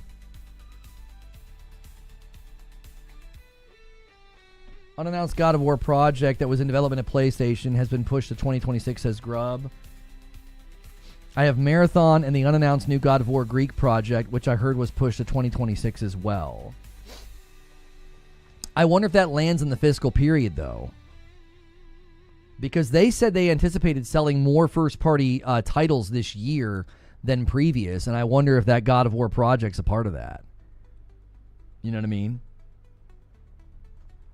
So it could land before March, because that one report, I was like, how do you think you're going to outsell? Although we did look into it, and like Ghost of Yotei and Death Stranding 2 could certainly surpass what Helldivers did. It honestly lacked just about everything from an extraction shooter. My argument with it being canceled is that I don't think they have enough time to do all the things that need to happen. Like, it's going to end up feeling like development hell. It's going to feel like development hell. Like, if they're hiring for people right now, I mean, that's crazy. I just don't think you're going to see that result in anything. It's gonna take too long. It's going to take way too long for, like, okay, let's say it gets slated all the way until late next year. Well, by then, like, again, the interest in the public will be so low, so muted, so lacking in confidence. I don't see it helping. I don't see it coming to market. I really and truly don't. Give me 1 second. I'm going to open the office door.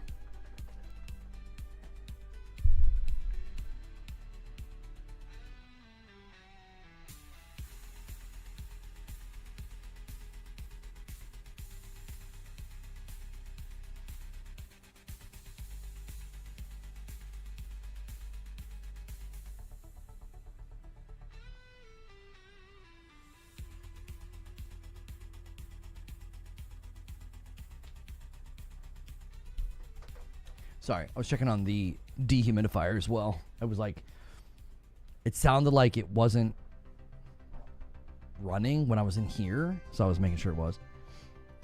What talent is going to want to work on a failing product? That's a really good question. Okay, so actually that touches on an even bigger subject, Cryle, that I touched in one of my marathon videos. In one of my marathon videos, I said there's a bigger problem facing Bungie right now. And it's that nobody is going to want to work at your company. Nobody.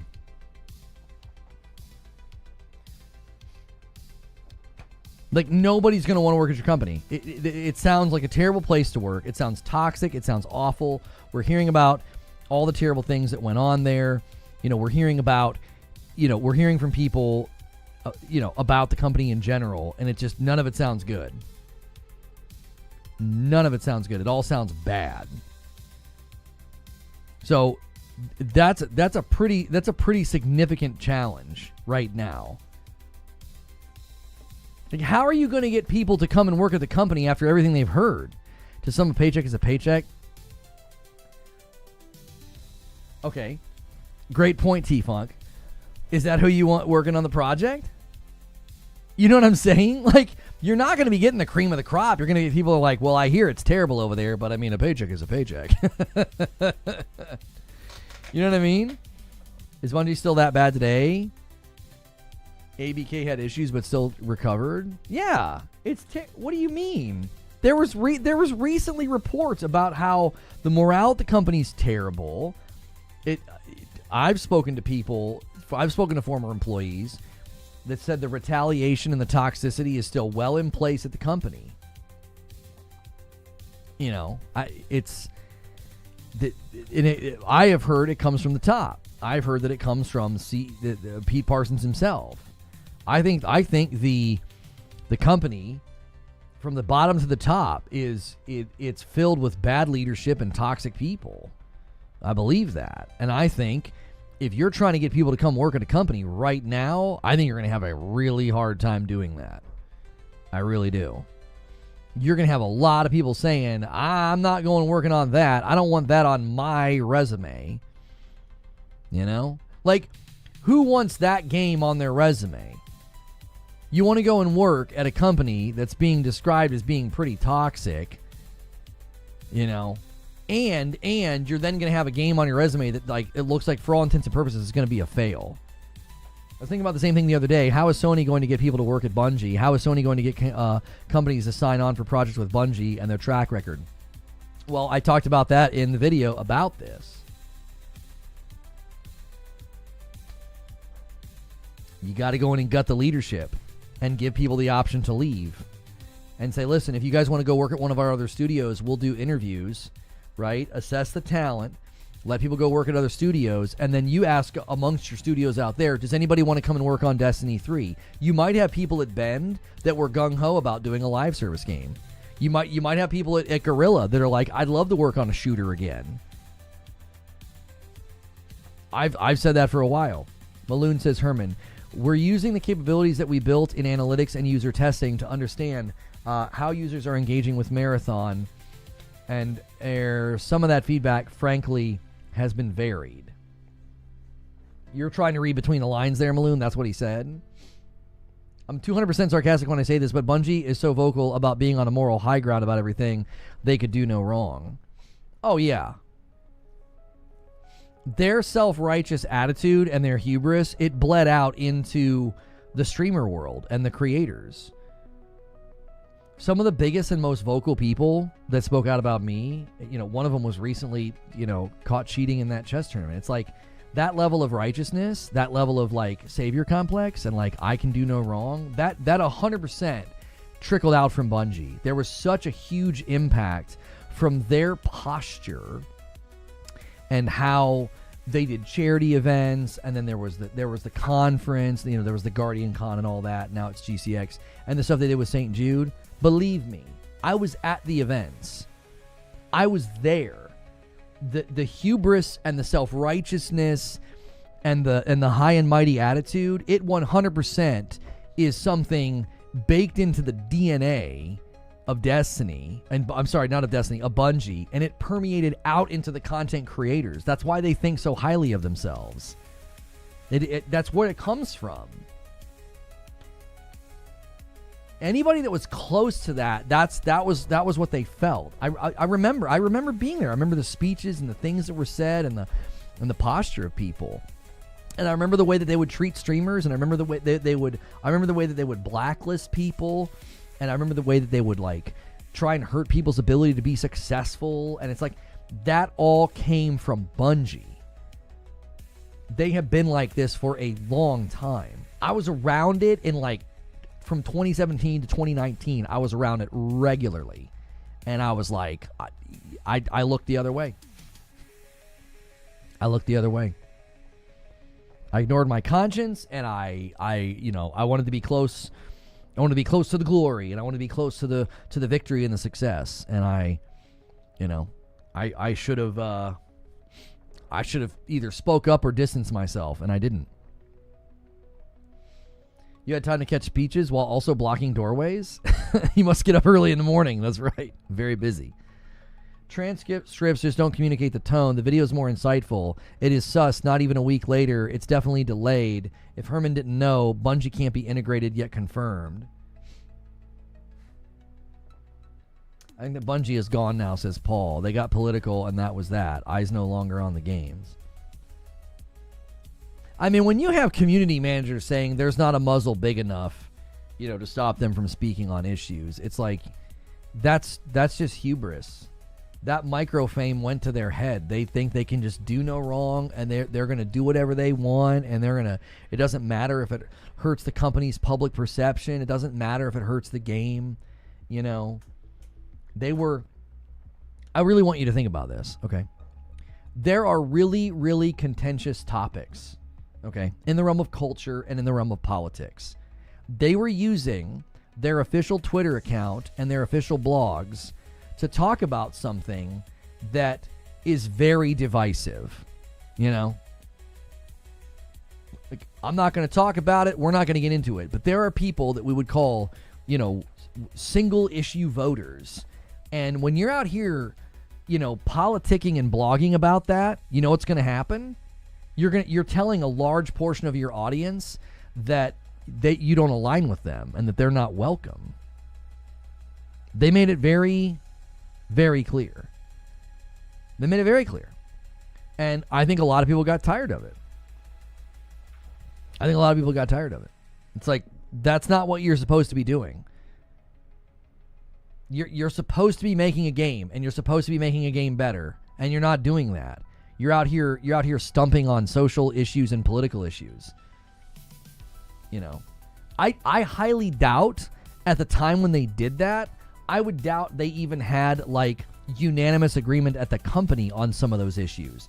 There's no way a studio with roughly 1,000 employees has like universal agreement on issues that are that divisive. You pull 100 people and 50 people think this and 50 people think that. Like,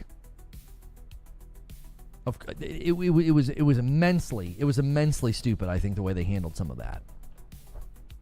The amount of creators at the State of Play that have said, oh yeah, Sony's learning, no new live service. I want to rip my hair out. Gamers are just blind to non-shooter live service games. Yeah, they won't acknowledge that Helldivers 2 has been massively successful, Gran Turismo 7, MLB The Show. Bungie's at like 1,000 employees after firing 400. I think their peak was 1,200. I think they're back down to like 800 or 900 now, Chaos. Yeah. They're back to like 800 something, 900 something. They fired the non-believers? I don't think so. Some of the people fired were very much on that wavelength.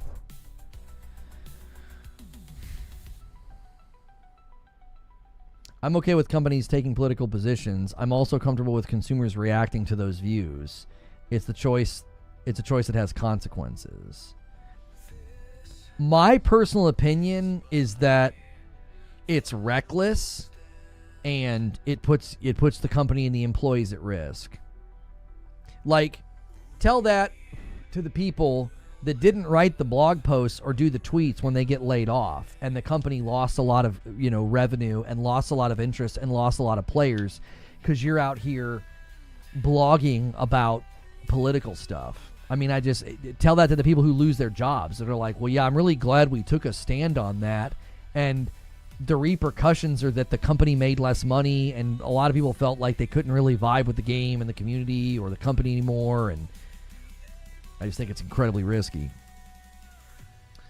Thank you, JW, for a VIP plus. The big 52. 52. Hope all's well. Thank you for 52 months, man. We are at 532. Thank you guys so much. We have a big goal this week.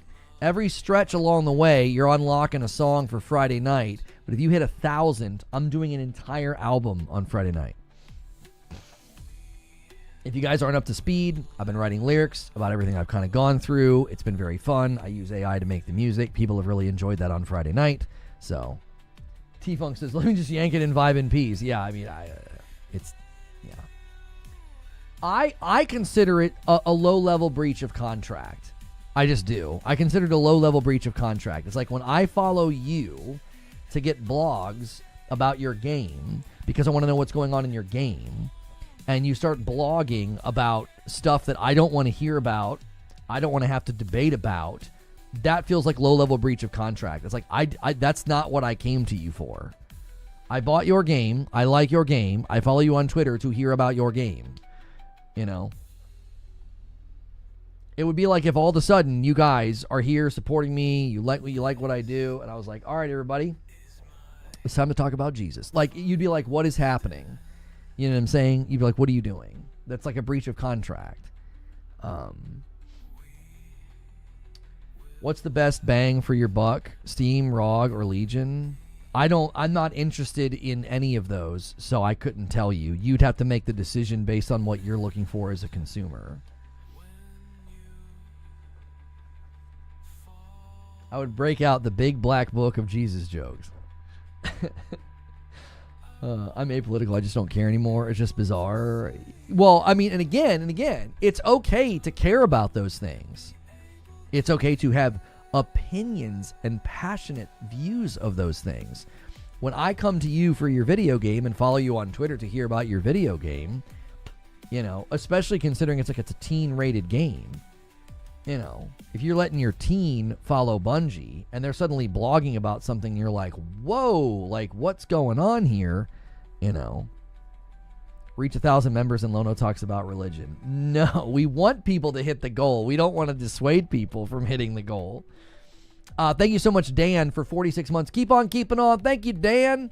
I appreciate you, dude. 533. We're keeping track of the contest between Twitch and YouTube, although it doesn't really matter when there's that big of a lead, but it's still fun. I like to give, you know, each platform their credit. I agree with everything you're saying. Sadly, most people only play political to people they disagree with. Oh, right. They're okay with it when it's their own view, but if it's not theirs, then they get upset. Right. Sony absolutely are having partner studios make their live service games, even Horizon. We're just less informed, and we know more about it. Internal attempts, which seemingly all came from studio themselves. That sentence kind of fell apart, Maloon. I'm not sure what you're trying to say at the end there. Just to be devil's advocate, then you are okay with political statements in games? I would need an example of what you mean. Like, there are certainly games that contain elements of, like, political things. Like, if you're doing, like, a real-world game and you're playing and you go downtown and there's a mayor giving a speech about a law or something, and it's not like some present day issue, it's just being realistic. Or if you're doing a game rooted in reality, like with like Spider-Man in New York, like, I didn't care that there were pride flags. I'm like, have any of you been to New York? Like, what the frick? Like, there was an accurate representation of the city. They don't want to hear your opinions. They want to hear theirs from you. This is why it doesn't work well in entertainment. This is true. They're not interested in what you think. They want what they think to be affirmed by you. Yeah. Yep. Don't have an example, just a broad stroke question. I think injection of modern day stuff usually is pretty stupid. I don't think it's usually contextually sensible. So on one hand, when we talk about like the hot girl debate, I'm like, it's totally okay to have, you know, really hot, scantily clad women in your game if it makes contextual sense. Like, and I've always used the example of like Aloy. I think Aloy looks like the actress. They're side by sides. I think she's attractive, but she's not running around half naked. She's dressed and moves and operates like a warrior, right? It wouldn't make contextual sense for her to be running around in like a bikini. So on the same level of contextual, like, hey, it needs to make contextual sense. If you're going to put, like in Dragon Age Veilguard, if you're going to put like a non-binary person in the game, it needs to make contextual sense. I don't think there was contextual justification for what Veilguard did. It didn't make any sense. It didn't have a place. So if you want to argue it's got to make sense contextually for the hot girl, I think you've got to argue for present daying your game. If you're going to present day your game, there needs to be contextual reasons for that. I'm in downtown New York. It's an accurate depiction of New York. Oh yeah, that's fine. I don't care. If I'm playing a fantasy game and you're like injecting stuff from present day discussions and present day worldview, and it seems odd and out of place, I don't think there's contextual justification for that. Do you see what I'm saying? Like, I feel like there's two sides to that coin. There's two sides to that discussion. neither side really connects and has a discussion about it. They just like yell at each other. You know, one side yells and calls the other side incels, and then the one side yells and calls the other side woke, and it's just that nobody achieves anything. I think both sides make good points in the discussion. I'm fine with pride, but I don't need conflict politics in my game or the discourse of the game. Right. We've all seen the clips of Tash in Veilguard. We've all seen it. So again, I think as long as it makes contextual sense, I don't care. A fantasy game can have anything. I think that's a very loose justification to be like, we can add things to the game that don't make contextual sense. All right. Jerry A. upgraded to Member Plus. Hey, look at that. That counts as a double.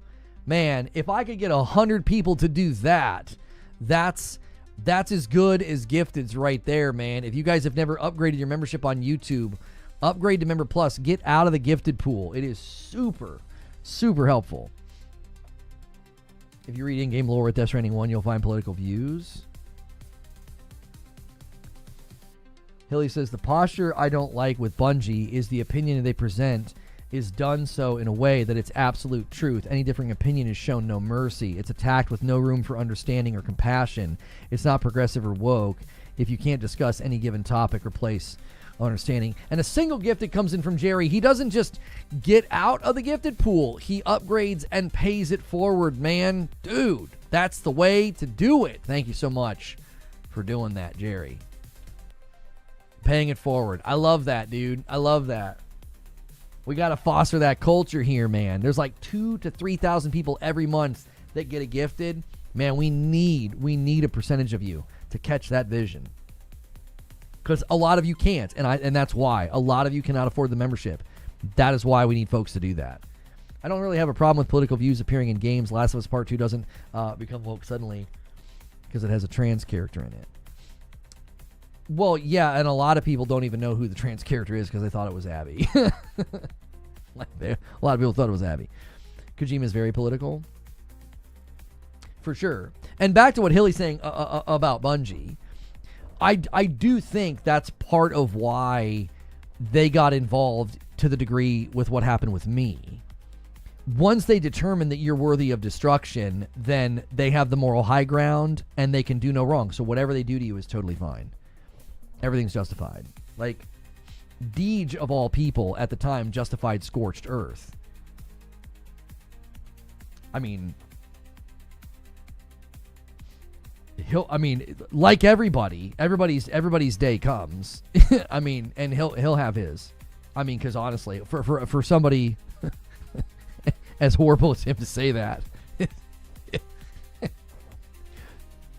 yeah. You think Scorched Earth should happen sometimes, Deej? Really? That's interesting. It'd be really interesting if people found out about you. It'd be really interesting if people found out the truth about you, brother. You're out of the loop? I mean, let's just say that Chris Barrett wasn't the only Chris Barrett at the company. There are Christopher Barretts everywhere. They were in the directory. They worked at the company. Like, he's that I to this day, Silent, to this day, I think that's why Barrett sued. I think he thought Bungie will be terrified of a lawsuit because of how many bad people are there and how many bad things were there, how many bad things were covered up. He was banking on them not wanting to go to Discovery. The mistake that Barrett made was Bungie's owned by Sony, and Sony said, I'm your Huckleberry, and they fired right back, and they exposed his DMs and his emails, and it's like, oh wow, yeah, he actually is what they said he was. Isn't that funny? When there's actual evidence of somebody being a predator, you know, real evidence, not twitlongers, like real evidence. Like, I think he was. I genuinely think he was banking on the fact that Bungie was going to settle and turn tail and run from a lawsuit. Another company did that. I'm streaming on their platform right now. They settled with somebody that they probably did for self-preservation. That was protective. That was protective. That's the wild part of the internet. People can repeat something factually incorrect long enough that it gets to become headcanon. Yep. For sure. Oh no, there is a trans character in Tilu too. It's just very low key. It's very low key. They don't say much about it. It's super subtle. There's a character named Lev that they make clear is a trans person. John says, Lamau, I stand corrected. Reforge was right all along. What was I right about, John?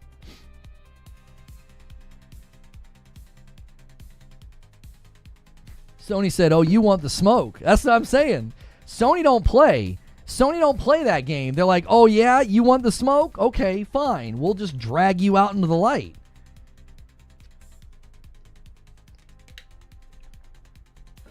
Bungie? Listen, y'all.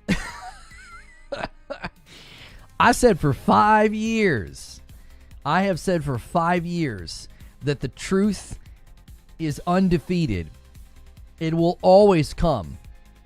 It's a train that doesn't have a schedule, but it's always going to show up. You don't know when it's going to show up, but it's going to show up. And I tried to tell people for the last 5 years, y'all got everything upside down backwards 5 years ago. You think you know what was going on, but you got no idea what was going on. You have no idea who the real villains are. And you will know soon-ish. I don't know when, but you'll eventually find out.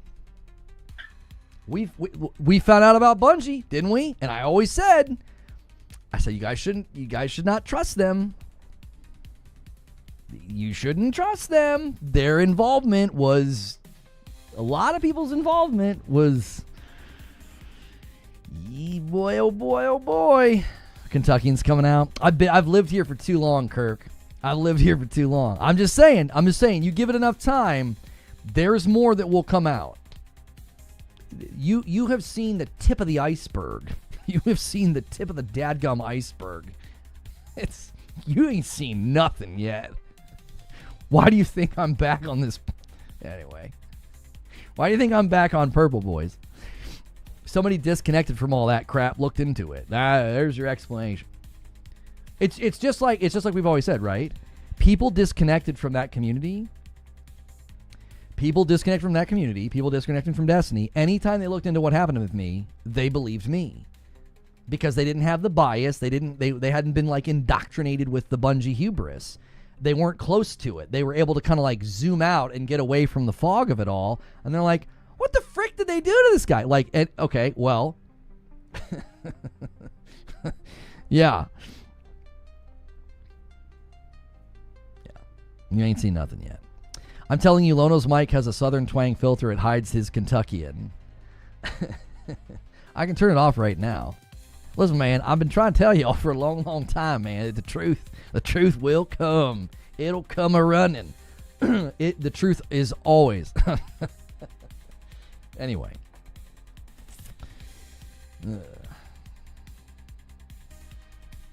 Most of the villains told on themselves, as they typically do. All right, we got questions that have been submitted. We got questions that have been submitted. Light Leap. This is from a long time ago. I'm sorry I took so long to get to some of these. Do you think we will see an integration of Bungie into Sony if the next Destiny year fails in sales? Misspelled sales. Look at this dumb German. I'm just kidding. It seems even the subreddit is unhyped. Well, there's a couple of things that could happen here, okay? Number one, we know that PlayStation likes the talent at Bungie. They've already absorbed like 250 some odd people. They spun up a new studio. They absorbed one of the incubation projects, you know. So, yeah, I would say that there's a high likelihood that they absorb a lot of them. Or there's another likelihood. I also think PlayStation could step in, gut leadership, restructure, and make it a PlayStation studio and basically have them and task them with working on Destiny 3. I've said that I think that's the best road forward for Bungie. I don't think Bungie can do this other stuff that they want to do. They didn't want to. They didn't want to do Destiny 3. I know why they didn't want to do Destiny 3. I think Destiny 2 was very hard on the company. I think it was extremely hard to maintain, and they said, we're not doing this for another 10 years. It's too much. what I would say they need to do is new engine. Personally, I would get Decima involved. I'd get team members from Guerrilla involved to help with the shooting mechanics as they worked on Killzone. I'd get them involved, and I would get a team, a small team first started, and just cook up something. Can you capture the feeling of Destiny in Decima? I believe that they can. So, yeah, that's what I would do. I would say, does anybody at Bungie want to work elsewhere? If you don't want to work on Destiny, we understand that. Do you want to work elsewhere? And then you say, does anybody want to come work on Destiny? We've completely gutted leadership. We're going to go with a new engine. We're going to make the game. We're going to make the game that they've always wanted to build. Yeah, that's what I would do. And make it day one PC. Well, if it's a live service game, yes, that's what they would do. They would not. I don't think they would suddenly make Destiny 3 a PlayStation exclusive. I think they might exclude Xbox, given, you know, the state of Xbox's hardware. Hugest portion of the Destiny audience has always been on PlayStation. So I would say PlayStation PC. Yeah. Yeah.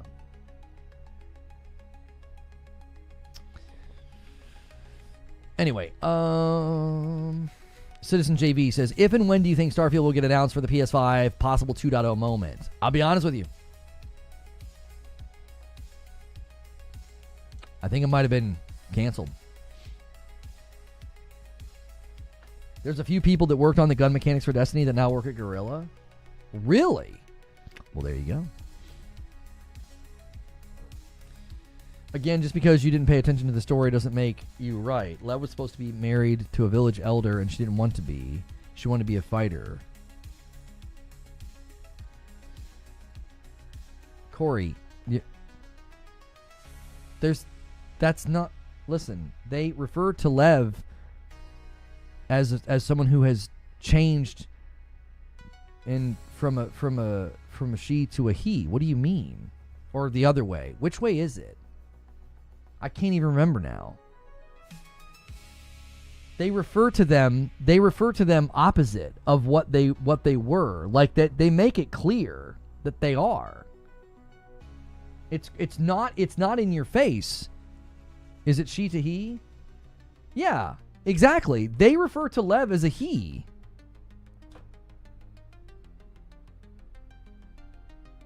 Cut her hair, that was something only the men could do. They literally change how they refer to Lev. It's very subtle. And again, that's why people that say that game is preachy and woke, it's like they've never played it. It's so subtle that some people miss it. They don't even realize it. Her sister and Abby call him a him. The Seraphites call him her, and they dead name her Lily.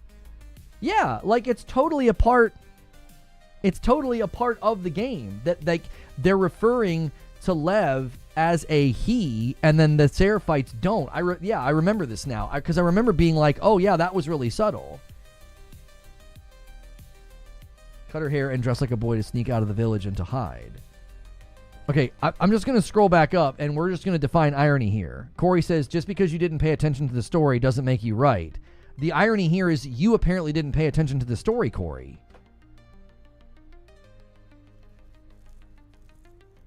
They literally refer to Lev as a he. Like,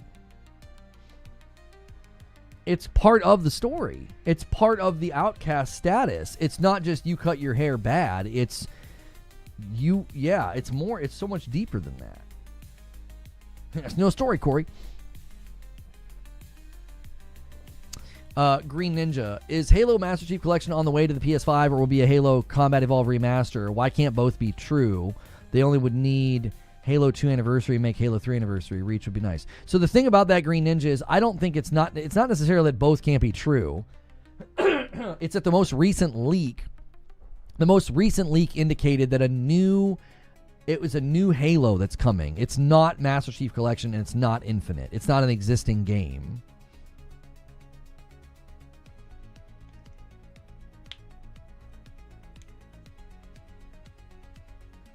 The voice actor is trans and playing Lev in the show. Lev says many times they didn't feel like a girl. Yeah, I think you missed that. That was a major part of the story. I'm going to call the shot that Halo doesn't go to PlayStation. Could be absolutely wrong, but I think that's their Mario and they will keep it. There's already one in the API, Kirk. You're a little late. Maybe you didn't know that. You might want to make an addendum. Quick. Quick, make an addendum. Jorge, thank you so much for a member plus renewal over here. Taking it to 122. Yeah, I mean Gears went, so I don't know. There is no red line. I don't even think the Bleed Green guys would agree with you, Kirk. When you say there's no red line and you move Gears, and somebody who tracks API says there's a Halo already on the retail side of the API. This is a total gut thing, nothing else. I mean,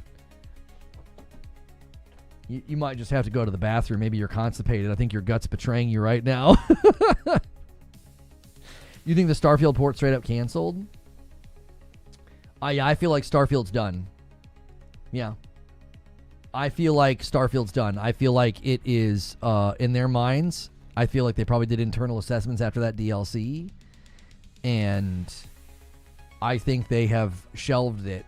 All plans have been shelved. DLC has been shelved. I don't think so. I just think they're going to move on to Elder Scrolls.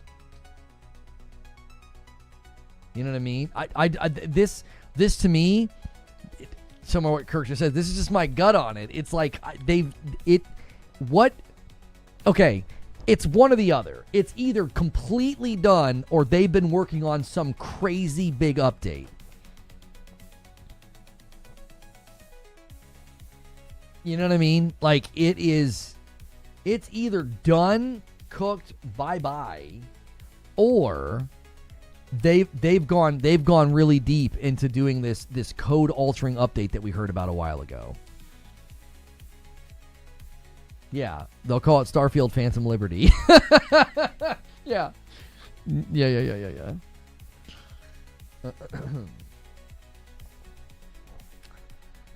Are you skeptical? This one's from Citizen JV. Are you skeptical about Crimson Desert? Are you at least excited for it? I have been skeptical about it for performance on console. I think my skepticism is completely fair. They have said, I think in an interview or somewhere, something about they've made breakthroughs or something with their engine. Okay, until I see proof in the pudding, I don't know if I don't believe it. There's that thing. I don't know. We have watched a ton of gameplay reveals over the years. Okay, and I've got a pretty good track record when I feel like something's too good to be true or something feels a little fake. Never mind, this conversation's way more nuanced than I can muster in chat, but they don't ever say Lev thinks she is a boy. She expresses feelings that she doesn't fit the mold of her culture. Says a girl should be, but y'all right. Yeah, Corey, again, I think you missed some pretty significant moments. It's easier to agree. No, what would be easier and what would be stand-up is admitting that you're wrong. You got it incorrect. You were factually wrong on this, brother. They refer to Lev as a he. That's a weird thing to do. Oh, you don't feel like a girl? Okay, well. Hey, guys, he doesn't feel like a girl. That would be super awkward. Like, they refer to the character as a he. That would be weird to do if that's all they expressed was that they didn't feel like I didn't feel like I fit in. I didn't really feel like a girl. So you're a guy. What? No, they literally treat Lev as a trans person.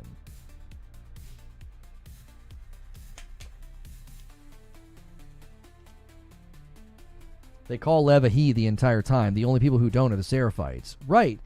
And see, again, what you're demonstrating to me, Corey, at least, is that they were so subtle with it, no one could ever claim that game was preachy and shoving it down your throat. They were so subtle with it that you missed it. You see what I'm saying? I think that's a feather in their cap. It's like they were so subtle with it that you missed it. You completely missed it. You're like, I thought she just cut her hair. Like,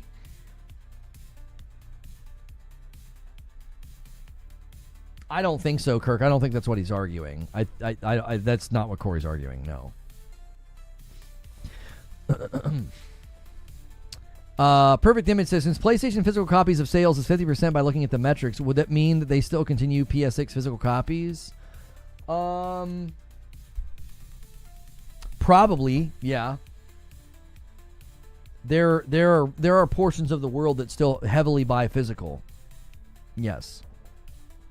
So I would say that's probably true. Yeah.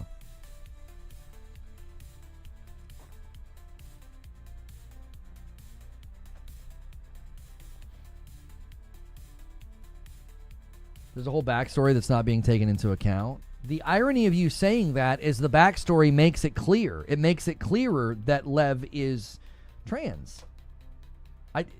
To cite the backstory as if it supports you. Corey, answer me this. Why do they refer to Lev as a he? That's the question you have to answer. Your position has to answer that question alone. Because I don't think you have a good answer for that question. Why would Abby and Lev's friend or sister, is it Lev's sister, why would they refer to Lev as a he?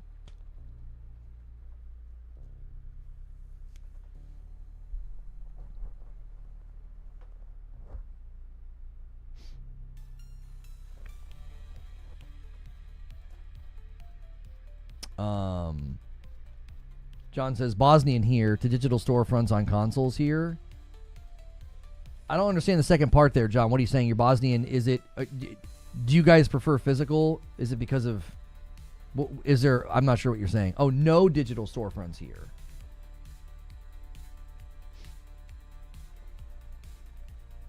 PlayStation tends to skew the numbers on digital sales as well because they add all games that can't be bought physical to that as well. So it tends to skew their data.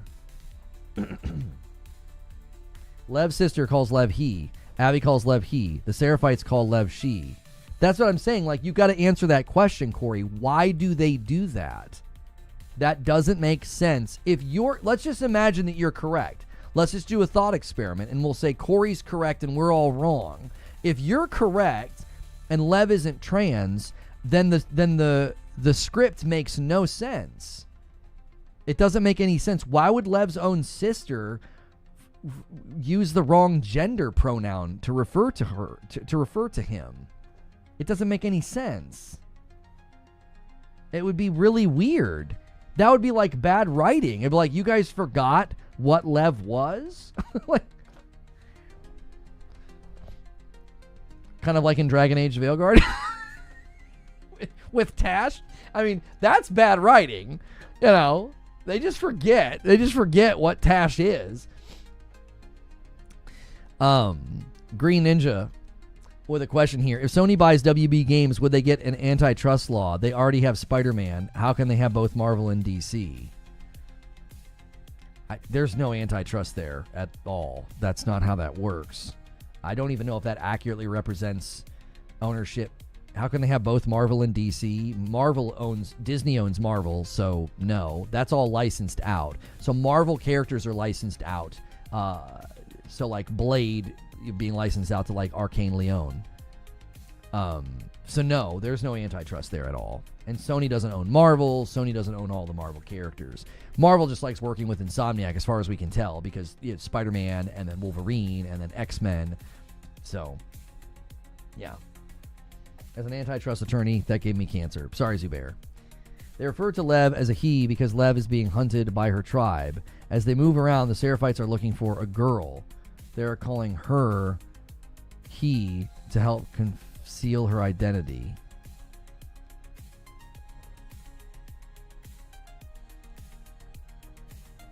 Oh my gosh. Okay, so, Corey, in private conversations, when no one is listening, Lev's sister refers to Lev as a he to conceal her identity. That's what you're saying.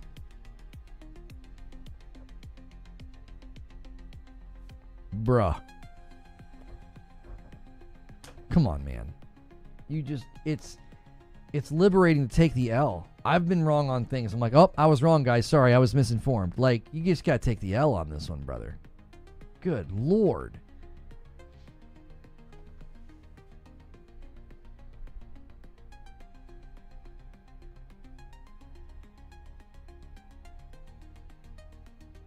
shaved my head. Abby says they want to kill a little boy because he shaved his head.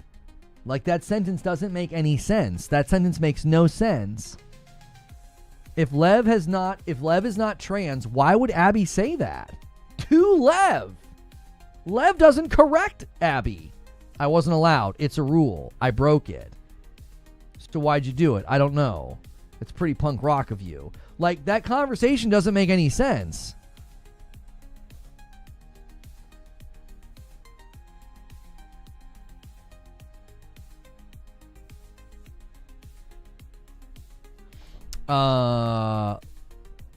Citizen JV, do you think Bungie should make a single-player game exclusive to PlayStation even though they are an independent studio?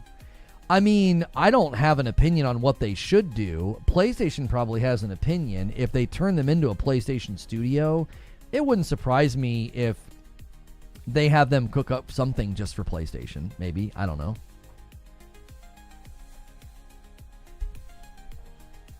I said it was easier to agree. No, that's you stubbornly refusing to admit you were wrong. What do you mean it's easier to agree? No, it's not easier to agree like, well, I know I'm right, but it's just easier to agree. Like, it's like you're arguing in like a classic movie or something with like a girlfriend that's being unreasonable. And you're like, it's just easier to agree. Homie, what are you talking about? We're being factual. Your explanation doesn't make any sense. Abby is literally having a conversation with Lev in this screenshot. I need you to explain to me why in the world Lev does not correct Abby. What did you do? I shaved my head. They want to kill a little boy because he shaved his head. I wasn't allowed. It's a rule. Right here, Lev would be like, what the F are you talking about? I'm a girl. Like, this conversation makes no frickin' sense. It doesn't make any sense. Lev would have said, what do you mean? What do you mean a little boy? What do you mean his head? What do you mean he? That right there. They're having a conversation. And Lev's like, yeah, that's fine. You can just totally misgender me 3 times in one sentence. Jiminy Christmas. Come on. The Seraphites were after Yara. Yeah, Yara didn't change her appearance. They didn't refer to Yara as a different gender to like conceal identity. They just do it for Lev, but not for Yara. Again, that doesn't make any sense. You just got to accept it. It's easier to just agree. What? No, it's easier to be like, I was wrong.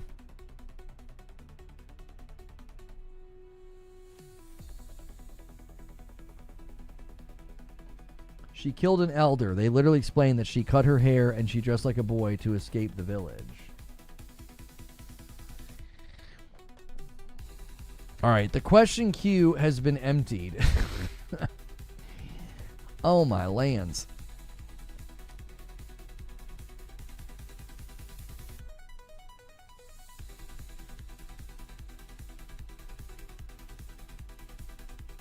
Does anybody else accidentally report people when you put your phone in your pocket?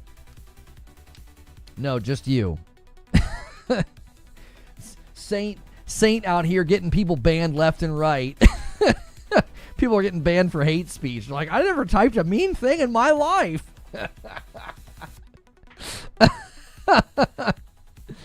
Oh my gosh.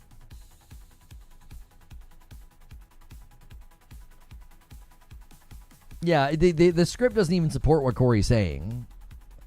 What did you do? Right? I shaved my head. They want to kill you because you shaved your head. I wasn't allowed. So the shaved head preempts the escape.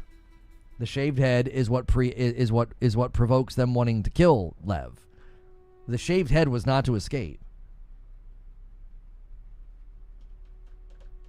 You'll be okay. I promise, Corey. You'll be okay. You enjoyed a game with a trans in it. You'll be okay. My friends are going to kick me out of their group. They can't know. Seraphites were not after Yara. They were after both. They were after both. Jiminy Christmas. It's the first time I've heard someone argue Lev is in trans. This is, yeah, in the face of just so much evidence, it's remarkable, John. It truly is remarkable.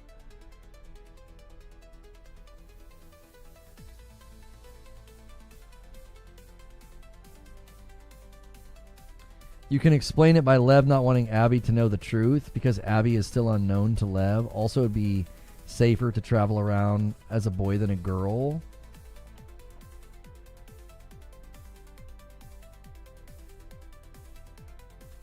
Huh? I think there's something like a Mandela effect that happens with some people. I think some of you are on other planes of existence. Like you're not in the same universe as the rest of us or something. Huh? Why would it be easier to travel around as a boy? Have you played those games? None of the bad people, none of the roaming threats, they're not like, it's a boy. Like, you know what I'm saying? Nobody cares in that game. If you get discovered, they're going to kill you or do worse. They're not like, oh, it's a boy, I guess we better, what, not kill them or not steal their things?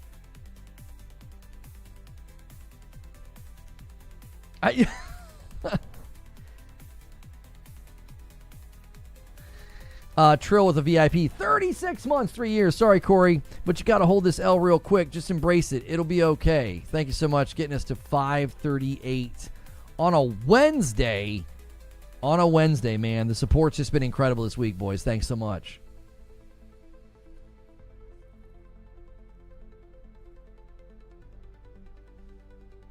Yeah, false alarm, guys. It's a boy. I kind of remember a scene. They take Lev's shirt off from a wound, and you can see her chest figure, and Abby reacts oddly. Huh? I don't remember that.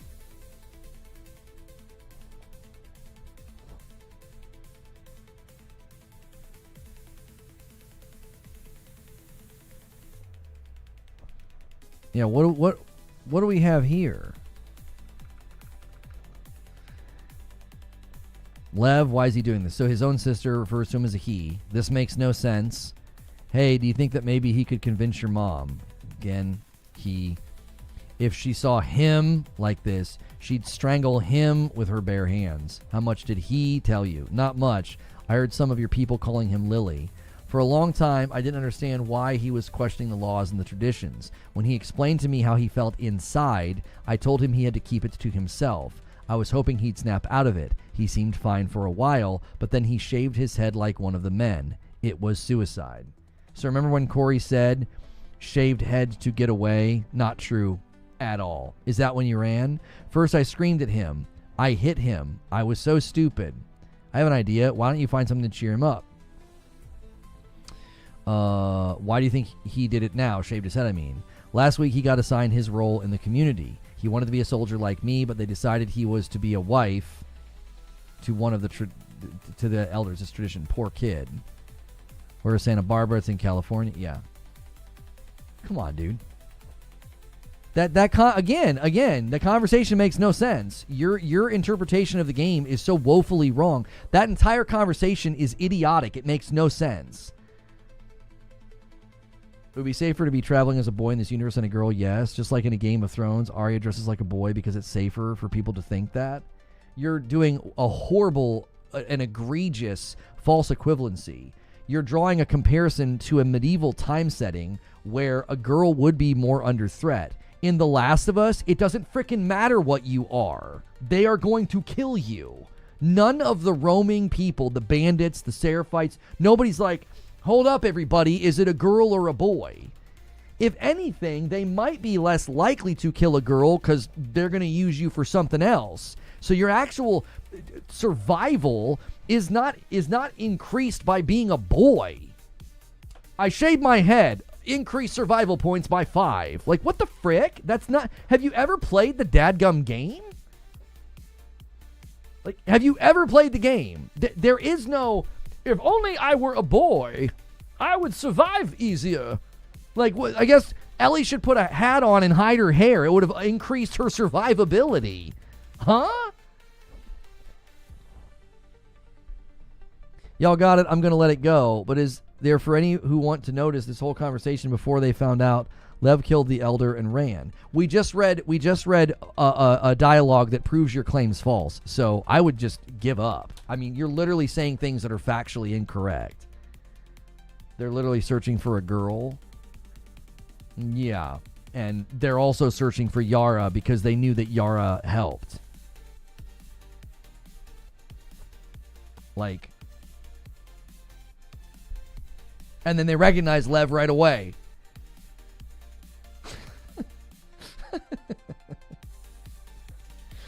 It's not like the Clark Kent thing, you know. Superman, Clark Kent, you know.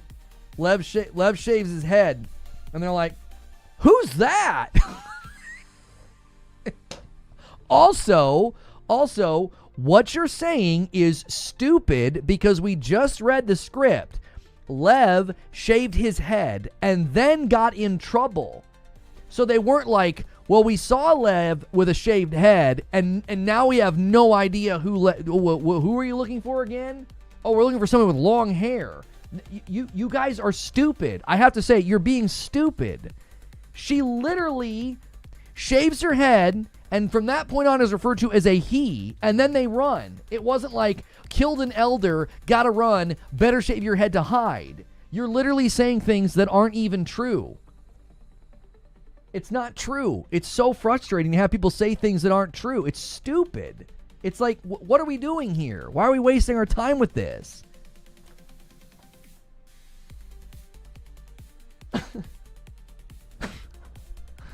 You're dealing in a false reality. That's not what happens in the game. You've just made up some entire storyline that doesn't exist.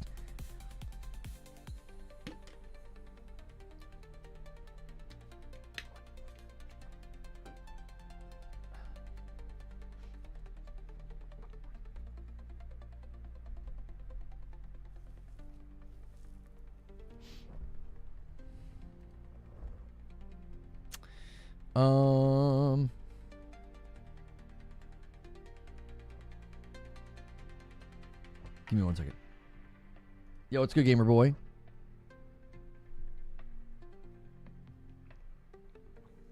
That's what happened to his imagination. He got the extra secret missions.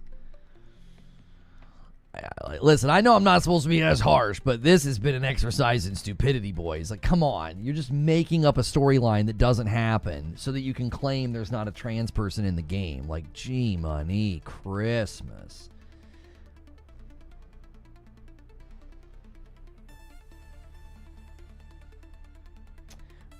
How do we do this? So we schedule this for this. Yeah.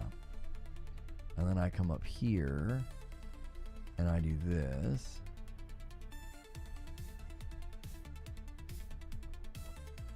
And then I go like this.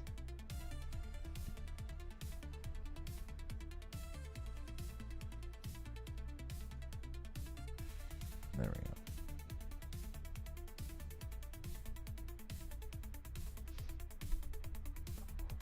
Imagine being so stubborn you can't admit to being wrong about a plot point in a video game.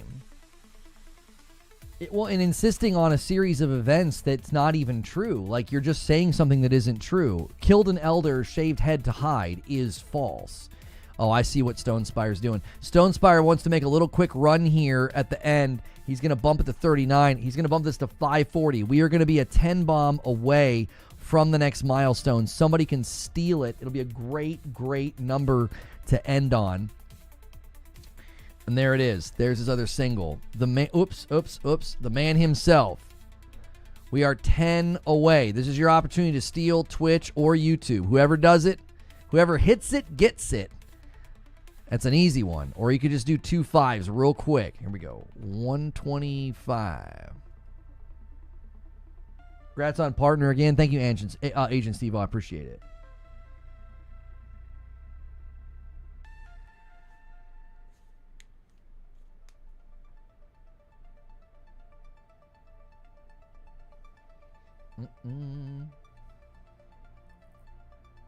Green Ninja's got a question here. Hang on, different topic. Do you think devs that go silent for prolonged periods but continue to claim their game is still in production when players start to ask them? Oh, what do I think of that? I actually prefer that. I would prefer them to not keep showing up and to not continue to be like showing cinematic trailers and stuff like that. I think it's annoying. I would rather you just go quiet, like what they've done with Wolverine. I fully support that. I think that's how it should be. I don't think we should do this thing where like it's annoying. I just think it's annoying. Dark Taco with a single. You guys have 4 minutes. You have 4 minutes to try to hit the goal. 541.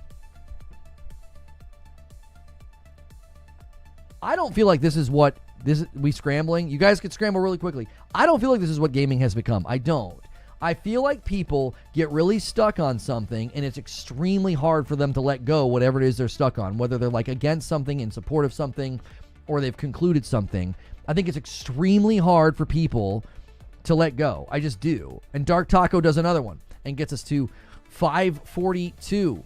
He's like, come on, boys. Let's get it. 8 more.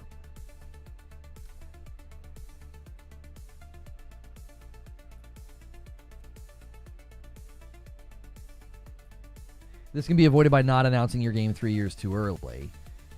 I just think shorter marketing windows are more effective. I think they're better. I think they're more cost effective. I think they're less annoying to the community. Like, you know what I mean? All those things.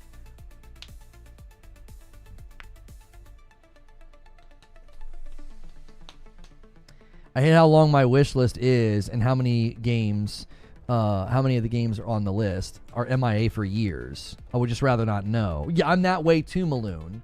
Elder Scrolls 6 is the only time where I defend the developer and I blame it on the community. The Elder Scrolls 6 announcement was our fault. People would, every time they would sit down to talk about one of their new games, they would have to field questions about, are you making the Elder Scrolls 6? Yeah. But are you making the Elder Scrolls 6? And they were like, fine. Shut the frick up about the Elder Scrolls 6. Okay, you got 2 minutes. You guys got 2 minutes. You know? Hang on. Yeah, I've already got it ready. Oops.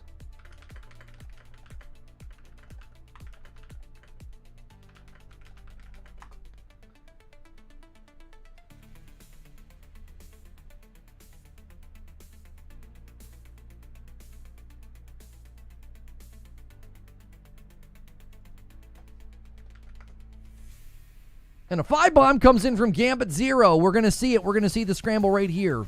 547. The video I have scheduled is not a premiere, by the way. So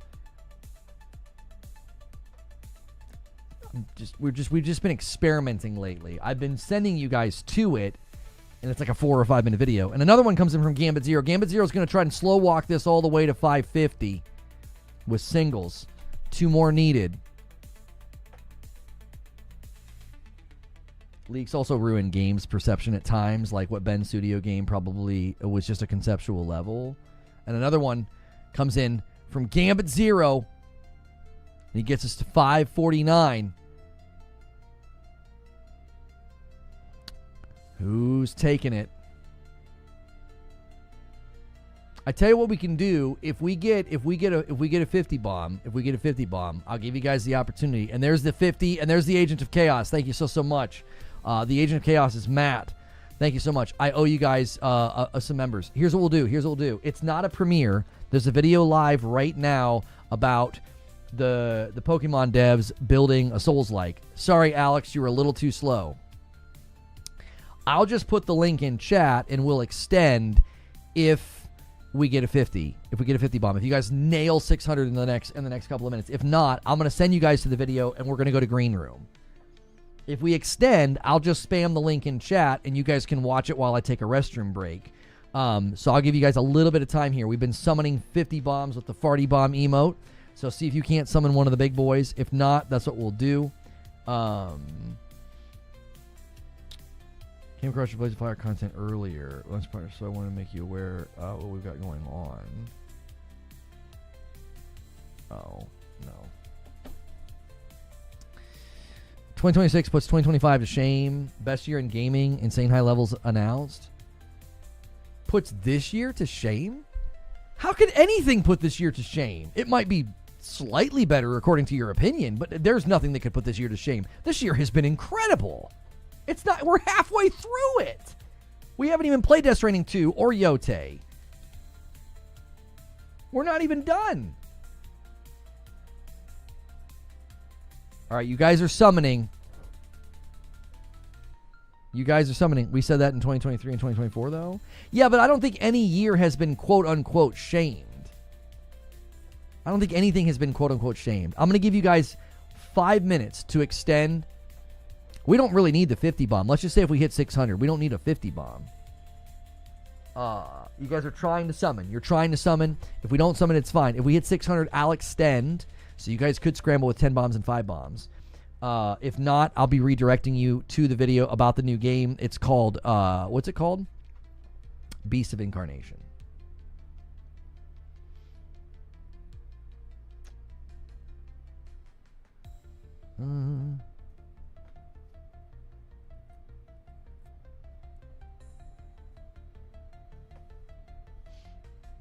Brett. What are you saying Brett for? Swamp Fox says, oh, Swamp Fox says Death Stranding is so gay.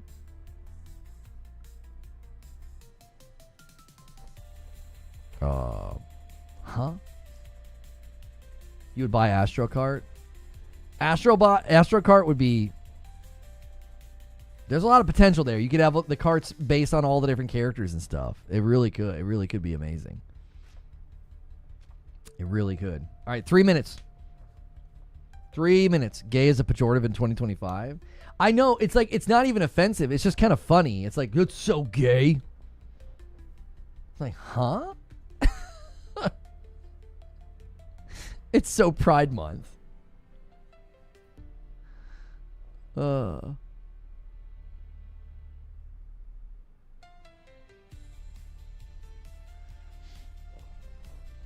All right, 2 minutes. 2 minutes. I let you guys extend the stream sometimes. It's I put the stream in your hands, and I let you guys determine if you want to do it. It's just something fun that we do. Maybe he meant gay as in happy. Yeah, maybe. He's like, it's just so gay, bro. It's not even a happy story either. That's the thing. It's kind of a sad story. You know? It's kind of a sad one.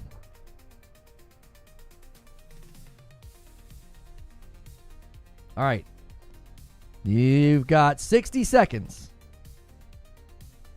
Death Stranding is definitely not happy. Yeah, it's pretty dark. It's pretty macabre.